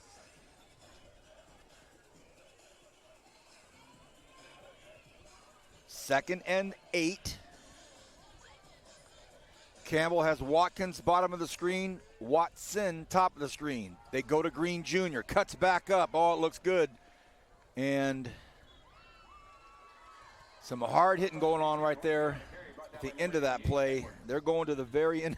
They're going to the whistle for sure. Big hit. Yeah, and Green continues to get those yards after contact and help move the chains. And a very good response by the Titans to Centennial scoring drive to be marching down the field themselves. They started at their own 20, so they've already picked up 55 yards on this drive. 1st and 10.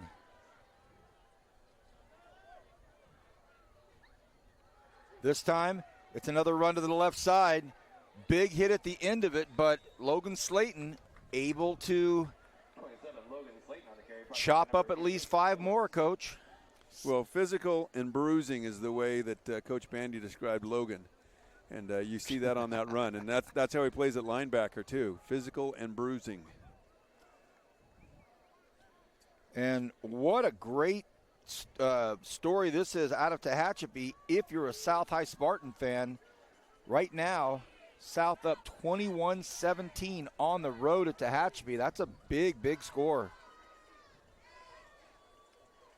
Always tough to win up on the mountain, It sure especially is. late in the year. Sure is. So, to your point, coaches, nice drive here by the Titans. 27, Slayton on the carry, brought down by Yeah, number no, they're going to face their own third and about 2. Ball at about the 15, 16-yard line. I guess the first down would be the 15-yard line. Ball's on the 16. Looks like the marker's just inside the 15, like the 14 3/4 mark. 3rd and 2. Campbell wants to throw, rolls, has his man. Oh, just too much on it. On a 3rd and 2, he put a little too much steam on that thing, and it gets past David Riley.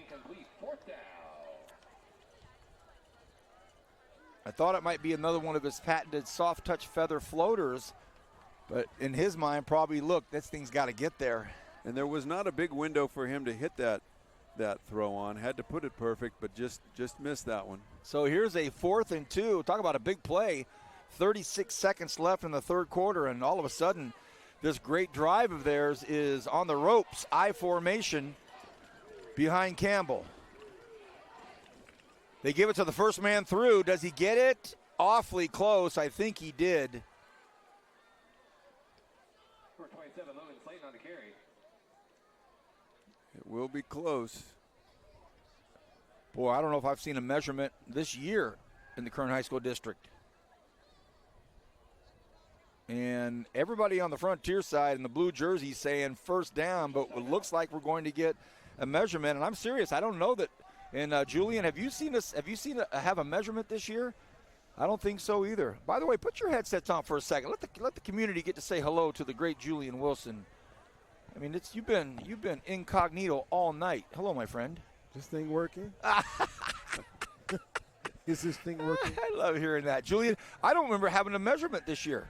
No, I don't either. But we're getting this one, and it looks like, oh, hey, first down. First down. Well, it's a first down for somebody. Have they? Yeah, Coach, good point. First down, Frontier. Julian, thank you for joining us for that pivotal moment in this football game tonight.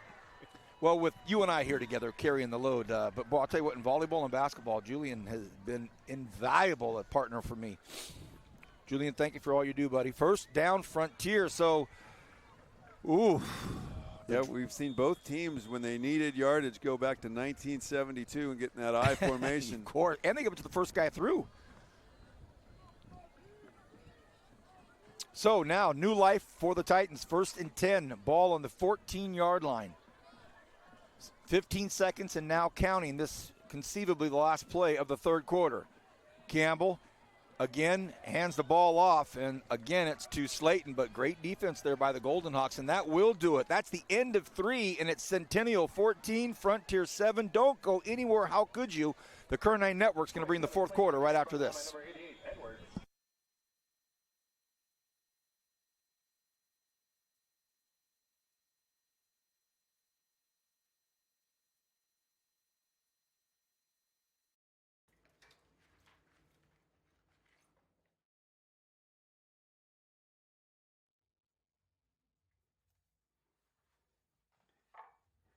So, my rate for dishes is going up with inflation. Oh, is it? Blame the economy.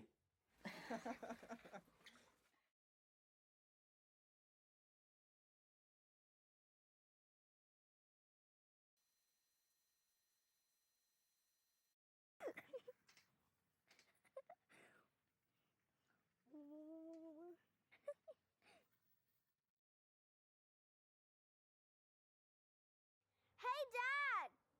Is my weekly allowance up for a negotiation? No, not really. Okay. Okay. We'll talk about this later.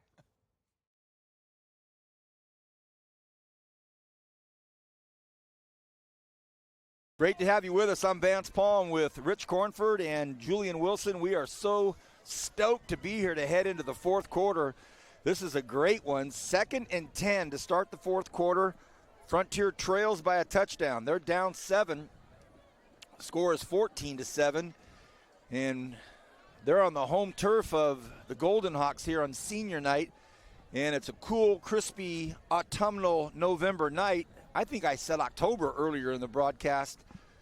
Was not corrected. Should have been. But it's November football. Woo. Time's going to change this weekend. Right. That's right. Enjoy that extra hour. A guy like me? That's the gold. A guy like you that lounges around and does nothing, I mean, that's nothing to you, Coach. Fix your collar, buddy. It's cold out here. Campbell looks, fires one out here, and it is caught. Nice defense. Doesn't get too much, but it's a good completion. Ball pops out, but he was already down. Whistles had blown. It was complete out there to the junior Malcolm Watkins, but really great play over there by Braxton Hardy. Haven't mentioned Braxton's name a lot, but he's been involved in a lot. Haven't called 24's jersey, but believe me, everybody, he's been out there a lot. Well, as a corner, oftentimes that's a sign of real respect, if not calling the number, because Frontier's got some guys out there, but they haven't been able to get the ball in very much open space. Because right. Yeah, really good coverage by these Centennial corners and safeties and outside linebackers. 3rd and 5. Watson way out to the right with Genwe. Campbell by himself, looks to the right quickly, jogs out to the right, can pick up some yards, decides to throw, and it's a touchdown. And it is Nsongbe Genwe. Campbell's pass made to number 6, Ayala. Was it Ayala? I thought it was Genwe. Yeah, I forgot my glasses again tonight, so I'm not going to be any help as far as jersey number. Doc, if you take another look, let me know. But excellent job, Campbell buying time with his legs, but looking to throw, and the receiver finding an open spot in the end zone there, and it's very tough to cover for 5-6 seconds. Crane Finch for the kick. It's up, and it is no good. Wide left. Boy, he hammered it. I mean, it was a rocket, and it was wide left. 14-13. Wow. All right, that extra point could show up big here as we proceed. Crane Finch made over 90% of his extra points on the season. Like Vance said, just hammered that one, but wide left. But a good drive by the Titans. Take nothing away from that. Puts them right back in the game. 14-13 Centennial right now. So it was jersey 5. It was jersey 5 in Nsongbe Genwe with the touchdown confirmed, but wow. An untimely wide left kick. Where are all these cars going, Coach? It's a 14-13 game. It's like leaving the 88 Dodgers. How about them Dodgers? Oh, my goodness. So here's the kickoff and opportunity for the Golden Hawks to do something on the ground. Nice move, taken down at the 28-yard line. Nice tackle there by Jacob Garcia. And there's a penalty marker on the play, and I heard a ton of Golden Hawk fans below me that were just really barking out something at the officials. I don't know. I don't think they were barking that they were holding, but that's what the call was. Huh. I do know there was some bodies flying out here, way out in the flats, but again, we've talked about that. Some good, clean, hard football. Hey, well, I'm thinking about it. Kevin Ross, the equipment guy at Frontier, is going to be retiring at the end of this school year, and I got a chance to work with Kevin for 9 years, and he is the best I've ever worked with in that capacity. So hats off to you, Kevin. Thank you for all you do for these kids, and we're running a great program over there. Congratulations. Can the Golden Hawks chew up a bunch of time and a bunch of yards with 10:45 to go here in the fourth quarter, or will it be this Titans defense that forces their hand to get the football back. Yeah, and Coach Sterrett's been doing it with Roland Myers, who gives him a pretty good run opportunity to counter, Grant's running. So you can't just completely put all eyes on Grant. You got to pay attention to Myers too, and then they've thrown some good short passes here to help move the chains a few times too. Quick toss and a lot of traffic over there. There was a lot of bodies in the way, and it looked like he was looking for Brady Prey, and well, there was just a lot of humans in that passing lane. Yeah, I think they thought the Frontier would be overplaying the run and they'd be able to get some cheap yardage out there. But the Titan defense,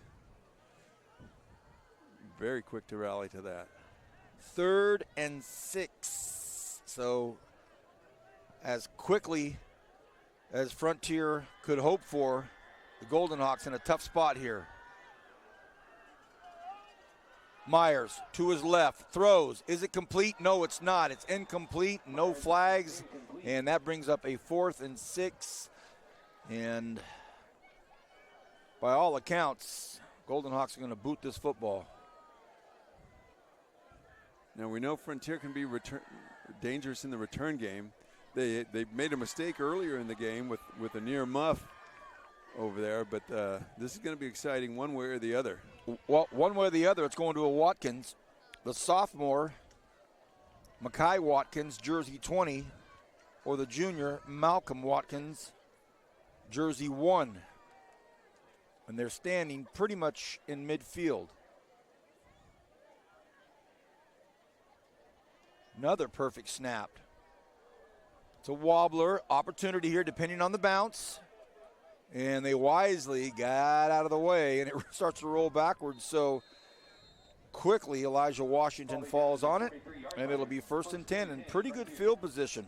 Again, we want to thank everybody at Centennial High School for the wonderful job that they do at this school, and it all started today with In the Huddle. And thank you to Stan Green, Director of School Support Services at the Kern High School District, and all the superintendents and our sponsors, Valley Strong Credit Union, the principal, Ryan Coleman, the AP of Instruction, Carrie Palacios, the AP of Administration, Nicole Oliver, the Deans of Student Behavior and Supports, Kathleen Buford and Anthony Rancic, our good friend, the Athletics Director, Tom Haskell, and the Activities Director, Jane Ed Chapman. Thank you, Centennial High School. We appreciate it so much. 1st and 10, Campbell. A quick toss, and it's dropped.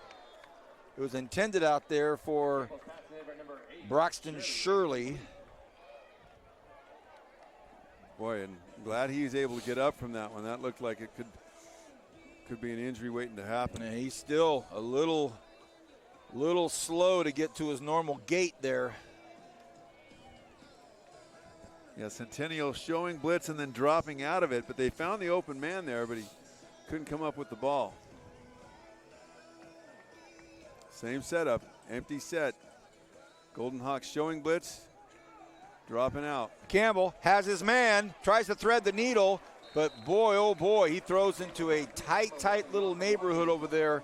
And Roland Myers was the main defender, but David Esparza was there as well. So that brings up a 3rd and 10. When we first started this game, that opening drive, Frontier would get into that formation and was really exploiting the Centennial defense no matter what they did. Well, Coach Coyle right now is adjusted and is showing one look and then giving them another. And it's led to 2 straight incompletions over there. So nice job, Andy Coyle, coordinating this defense and keeping the Titans off balance. Same look. Campbell on a 3rd and 10. Flushed out of the pocket, looks, fires. Oh, a really nice pass, and it's caught by Wallace. Boy, nice grab by Wallace. He knew the pressure was coming. He was going to get hit. And how about that pass from Brady Campbell? Yeah, you got to admire Brady Campbell. Again, the line did a good job, but only 2 Golden Hawks ended up rushing that time. And, sometimes you show 6-7 man pressure and the quarterback just throws it out there automatically. But Campbell read that it was a zone blitz, knew he had time, waited for a man to get open and delivered a nice ball. So another 1st down for the Titans. They trail by 1, 13-14. A nice job by the Golden Hawks defense up front. They handed the ball off to Watkins. Jaden Hernandez on that tackle. He's one of the stars on that defense, leading the team with 55 tackles on the year and 8 sacks from his linebacker position. I should say he's second on the team in tackles. Coach, great to have you here tonight. You and I have called 3 games this year. BHS and Centennial. Then last week we were out in God's country where the Bears pummeled Foothill. And here we are tonight wrapping up regular seasons. 2nd and 9. Campbell has Green Jr. back to block, and it's thrown, and it's a beauty. Touchdown! Titans, what a pass to Malcolm Watkins. And I'll tell you what, they had the protection back there with Green Jr. The running back was back long enough to make contact with Jason Grant, and that gave Brady Campbell all the time he needed to deliver a perfect touchdown pass. And an excellent play diagram there by the Titans. They were able to draw the safety up, and that believe it was cover 4, but they drew the safety up, which left the corner man-to-man on the receiver, but with outside leverage. So you run that skinny post route over there with no safety help, and you get touchdowns out of it. So well done. They're going to go for 2 here to make this a 7-point lead if successful. Okay, they're up 19-14. Boy, that was a beauty. I mean, he hit him in stride, never broke stride, right on the numbers. As Coach just said, going for 2. Slayton in front of Green Jr. to go for 2 here. Was it a pitch pass? Oh, for a second, I thought he was going to throw it. How about the 2nd, 3rd, 4th effort? Does he get in? He does! Wow. What a play. I thought the Golden Hawks had him. I thought for a second he was going to throw it. He rolled out like he was going to toss it. Never probably. Oh, flag comes awfully late at the end, and you hate to see this. But now we'll see what this call is going to be. And based on the effervescence of the Titans and how the body language from the Golden Hawks look, I think this call is going to be on Centennial, and it is now a 7-point game. Boy, 2 good drives put together there by Frontier. And it is. Dead ball, personal foul against It's a personal foul against Centennial, marked off during the kickoff. and that'll be assessed on the kickoff. We're kicking off from Centennial's 45-yard line. Oof. So that will launch it into the end zone, I'm sure. But how about that second effort right there from Revius Green Jr.? Wow, that was big time, Coach. Yeah, and we've seen them do that a couple times now, and that's just in their DNA that they are going to fight until the whistle blows. All right, now Centennial facing a little adversity here. Had a great drive to open this half, but now Titans put 2 together. Up a touchdown. What do the Golden Hawks have left? 8:04 remains in the 4th quarter. It's low, still an opportunity for the Golden Hawks, and they pick it up at the 5, so you never know. Oh, but a big hit stops that. Wow, what a hit there by Tyler Ayala. Good coverage by the Titans. Special teams there, holding them inside the 20. We got just under 8 minutes to go in the 4th quarter here in a really well-played football game.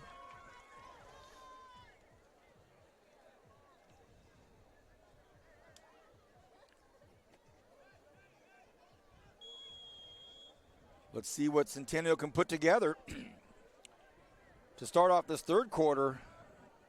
Boy, they really had a nice drive. And now they're going to start, we think, on the ground. And it is Myers.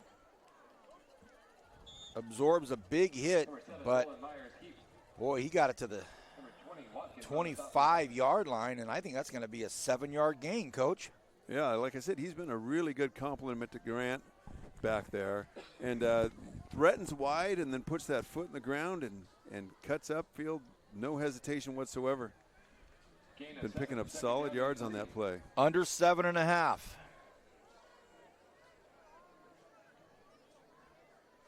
Looks like Scott Grant is coming in, or sorry, Grant Scott coming in at quarterback.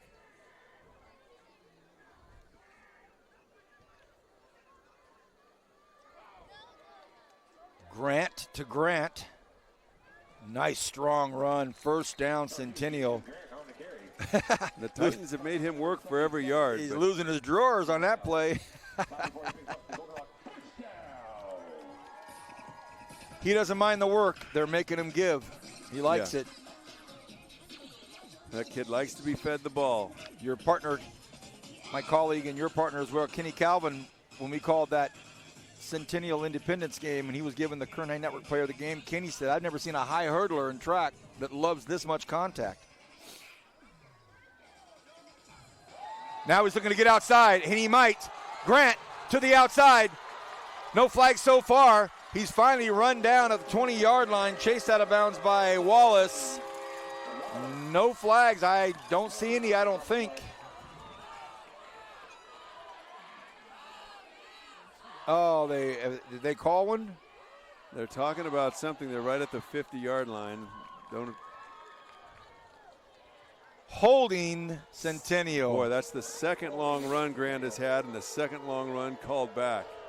And this is a kid, playing linebacker every snap too. He'll take a quick breather here. Well, I specifically didn't think I saw one. They're saying it happened quite a ways down the field over there because it's going to be 2 yards to go for the first down here. Coach Starrett having a word with the official closest to him right here. Big call. Centennial feeling a little snake bit on these long runs. Boy, and I'll tell you what, Grant got through the middle there and kicked it out. And everybody on the blue side of the field over there knew, uh-oh. Uh-oh. So, 1st and 10, ball's at the 40. They're coming around this time. And a face mask there, and no flag. There's one coming in from the back. Came from 30 yards away. So the entire Centennial stands and team were all yelling for the face mask. And the flag came from way in the defensive backfield. Personal foul, it is the face mask, so they're going to get some yards there.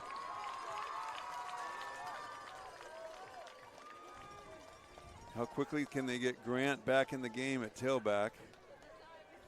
After the 15-yard penalty, ball started at the 41-yard line. Golden Hawks, touchdown! But good call there. The Titans had packed the box in there with bodies, and the Golden Hawks went wide and picked up 5 and then got a bonus 15 with the face mask call there. So now inside Frontier territory. 1st and 10 at the Frontier 41. 6 minutes and counting now. Coach Starrett talking to his quarterback, Grant Scott. They've piecemealed it together after their star junior quarterback, Jet Santiago, went down. Now they're staying right between the hash marks, Frontier waiting for him. And the clock continues to churn and burn here because looking at the timeouts, Centennial has 3, Frontier has 3, 2nd and 9. However, Frontier leads by a touchdown. Both sides doing a better job this half in preserving their timeouts so far, and they will become critical here. Well, we had Coach Starrett on the huddle today, and what he talked about is exactly what's happening. Exactly, 2 really well-coached, talented football teams, and they're going to go at it. And the big throw is the gentleman we talked about earlier, Nathaniel Neal. He picked up Grant and gave him a full throwdown. Yeah, pick up a 3 on that play. And got to believe at this point in the game that Centennial will go for it on 4th down if they don't pick it up here.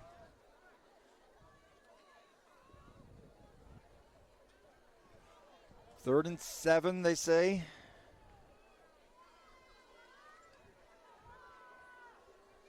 Grant Scott.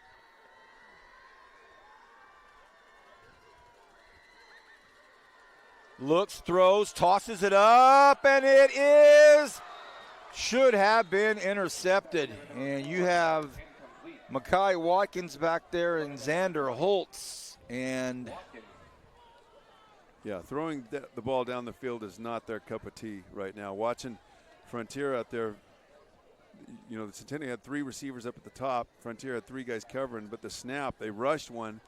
So potentially had a 3-on-2 over there. But they're just not able to take advantage of these things without Santiago in there. And that's really frustrating as a coach. But you got to play the cards you dealt. And they've got to figure out a way to pick up a first down here on 4th and 7. Frontier man-to-man, bringing the heat. They fling it, and it's, Oh, they're boy. going to play, the flag flies, and it looked like a pretty good play by Mekhi Watkins. I didn't see his backhand, though. His right hand was wrapped a little bit behind there, but he made a good play with his left hand, which is the way you're taught to play that. Tight And call.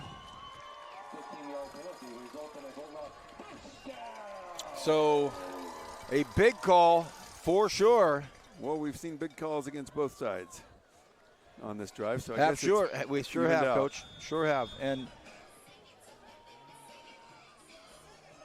so with 4:05,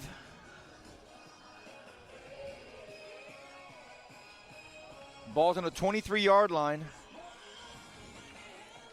And they continue to rotate quarterbacks with Grant Scott getting most of the reps here.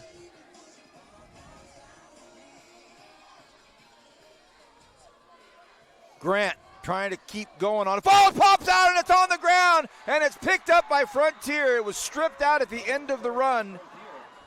And for as hard of a worker as Jason Grant is, doggone it, they stripped him. It popped out and Frontier right on top of it with 3:57 left here in the 4th quarter. And a lot of times when a guy's, first off, he's battling for every yard. He's a little fatigued in the game, and that's when those kind of things happen. So great job by the Titans getting after that football there and stopping what was a pretty good drive by the Golden Hawks. And now the tough Jason Grant's got to step right back into linebacker mode. Well, and he's tough. He's mentally tough. He'll handle it here. Now, this is where we saw in the first half, Frontier couldn't pick up first downs and gave the ball right back on 2 occasions to the Golden Hawks. Golden Hawks got timeouts to burn here. They could get the ball in decent field position if they don't allow a first down. Campbell looks to his left. He's in the shotgun. They do throw, and it's caught out here by Kobe Watson. Watson stiff arms, and he's knocked out of bounds at the 30-yard line. Now, you don't want him to go out of bounds there. That's something the guy that he needs to learn there. That you don't need those last 2 yards. You'd rather the clock be running in this situation. But it is a nice weapon to have when you're confident in your quarterback to be able to throw it out wide and a receiver to catch it and get some yards. But, yeah, that play really worked in Centennial's favor at the tail end of it when he went out of bounds. Because for them, they're not going to be able to strike long distance. They're going to need some time on the clock. You're right, Coach. To make this happen. Absolutely. Voice of Rich Cornford. 2nd and 6, 3:50. As Campbell surveys, and he takes 2 of his offensive weapons and moves them over to the right side of the line.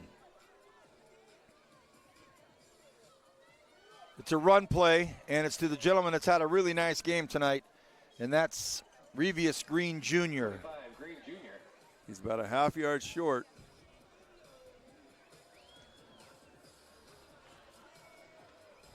Even less than that. Other saying move the chains. So they do, Coach.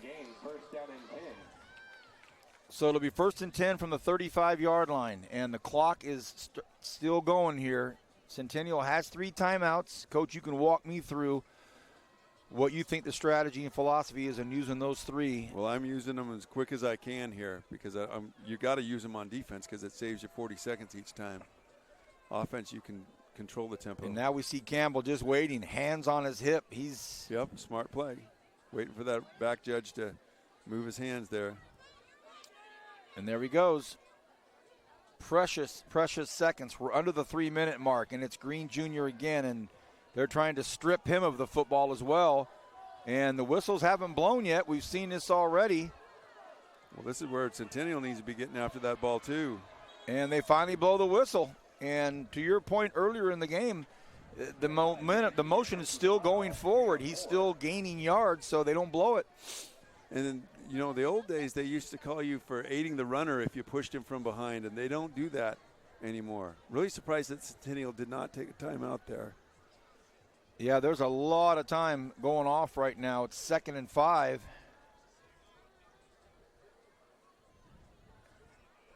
And again, Campbell's telling everybody, just wait. He's actually giving hand signals. Just hold up, guys, hold up. And he puts both hands on his hip, and he'll wait.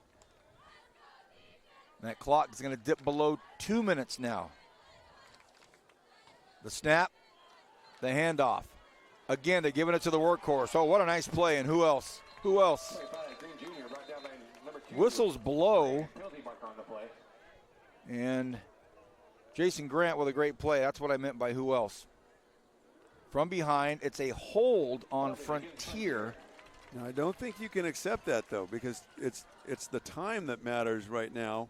You get them in a 3rd and 5 or a 2nd and 15. Well, 2nd and 15 is great, but it gives them an extra play. And he declined it. Holding penalty is declined. We'll take the result of the play.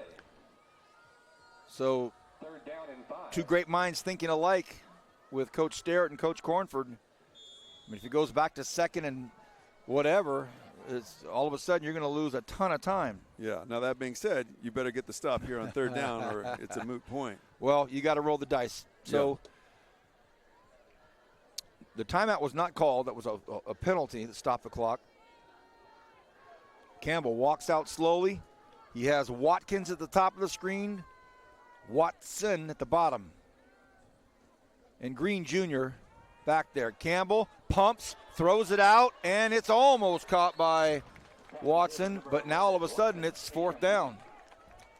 Yeah, shocked me that they throw the ball. Of course, when you got a guy with multiple college offers out wide there, you like their chances. But, again, Centennial has played that fade really well all night. So a gift to them to stop the clock. Minute 46 left. You're hoping, hey, get a good return here and hope for a little bit of magic. But it's going to be tough since they don't throw the ball extremely well. And Centennial's kind of screwed up here with their punt return. Had too many guys on the field there for a second. Nice, high, booming punt, and it might take, and it does take, a Frontier bounce. How about that? You got to field that ball in the air. 13-yard line, so it moved a bunch. Great punt, and now with 96 seconds left, Centennial going to have to really do something special on offense. And this Frontier defense now, they know the assignment. Yeah, Frontier will, play some safeties back deep here, pin the ears back. I'm just trying to think what I would do with the personnel I have, Coach Starrett over here, to give myself a chance. If they're playing too loose, you can throw something quick, a slip screen or something out, and hope to make a block and a maybe missed tackle. Frontier not playing a real prevent, though. Playing base defense. They throw out here, look out, and it's, I don't know if it was caught, though. We almost made a turn to head up field, so it's called incomplete. Gutierrez. Oh, I thought he made a motion to head up field, but they say no, incomplete. Yeah, close. It was very close. I think a good call there by the line judge. 6 seconds went off. Yeah, again, without Jet Santiago in a real pure passing game, they've been able to roll out and throw a little bit to the flats, but anytime they've really tried to go down the field, it hadn't been pretty. 2nd and 10.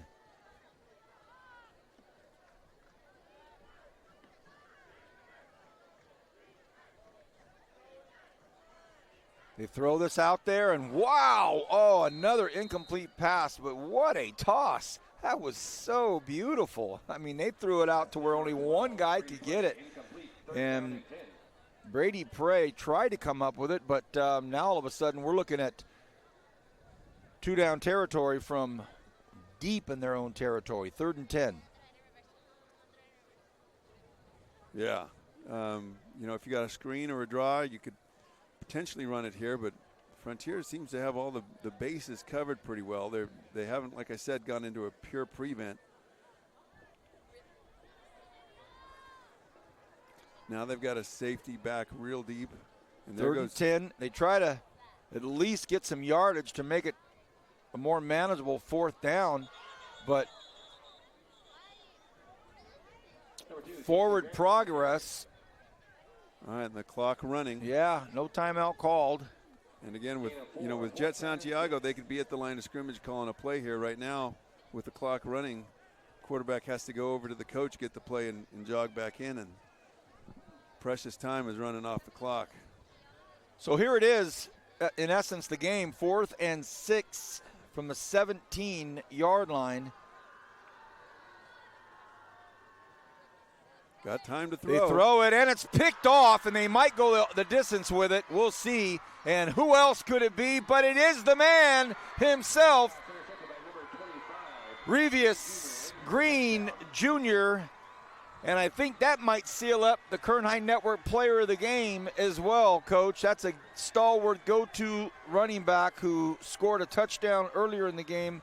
And how about it for the end of the game, a pick 6 from Jersey 25, Revius Green Jr., and that's going to wrap this thing up.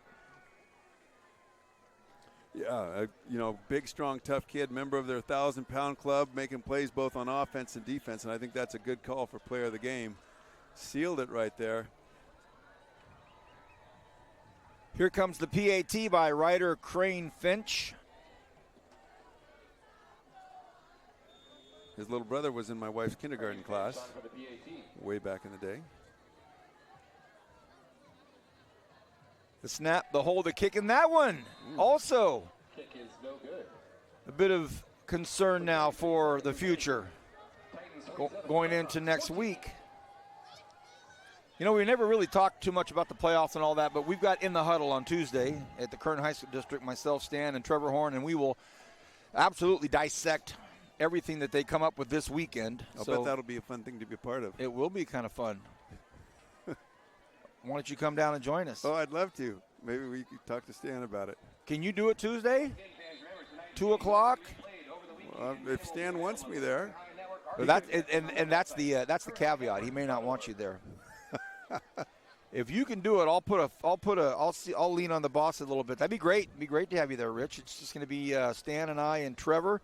I will tell you the Dean of Local Sports stops by at times, but Greg is pretty mercurial as well. He's got a lot going on, but the bottom line is this: we will, in depth, be going over the entire playoff scenario on Tuesday, 2 o'clock in the huddle at the Kern High School District, so don't miss that. And Frontier hangs on, and it looks like they're going to come out with a big win here tonight. Ball's taken at the 14-yard line. That's a nice play right there. Still on his feet. Delivers a big hit. Gets knocked out of bounds at about the 44-yard line. 24 seconds left. And now I think the officials need to get in there quickly and make sure this thing ends on a positive note for the sake of all the student athletes down there. Talking about the playoffs, making sure that everybody understands how it works. The top 8 teams in the central section will be the 1AA playoffs. They'll all have a bye in the first round. And then the next 8 teams by seeding, which is called 1A, they will also have byes. Likely, Frontier will have a home game with a win here tonight in 2 weeks. Centennial will likely be on the road in that instance. Both of them at probably the 1A level. Liberty, the Clovis schools, and Hanford look to be the 1AA teams, with seeding to be determined over here. And a team, you started the division and you can move up a division if you play really well, or you can move down one division, but no more than that. Because a few years back, if you remember, Wasco had a great team. They moved them way up, and they got beat in the first round, which is unfair to the small schools. Coach, it's a wrap. Your final thoughts on this big win tonight by the Frontier Titans? Well, great game by both sides. I think great coaching all around. Good, really good athletes at this level. And I'm anxious to see what both of these squads can do in the playoffs. On behalf of everyone at the Kern High School District and Centennial High School, for Rich Cornford and Julian Wilson, I'm Vance Palm. We thank you for being with us tonight. Frontier wins. It's a big one for the Titans, and the Centennial Golden Hawks will be in the postseason, just not exactly sure where. Thank you for being here, everybody. And don't forget, just like Coach mentioned, tomorrow night, set your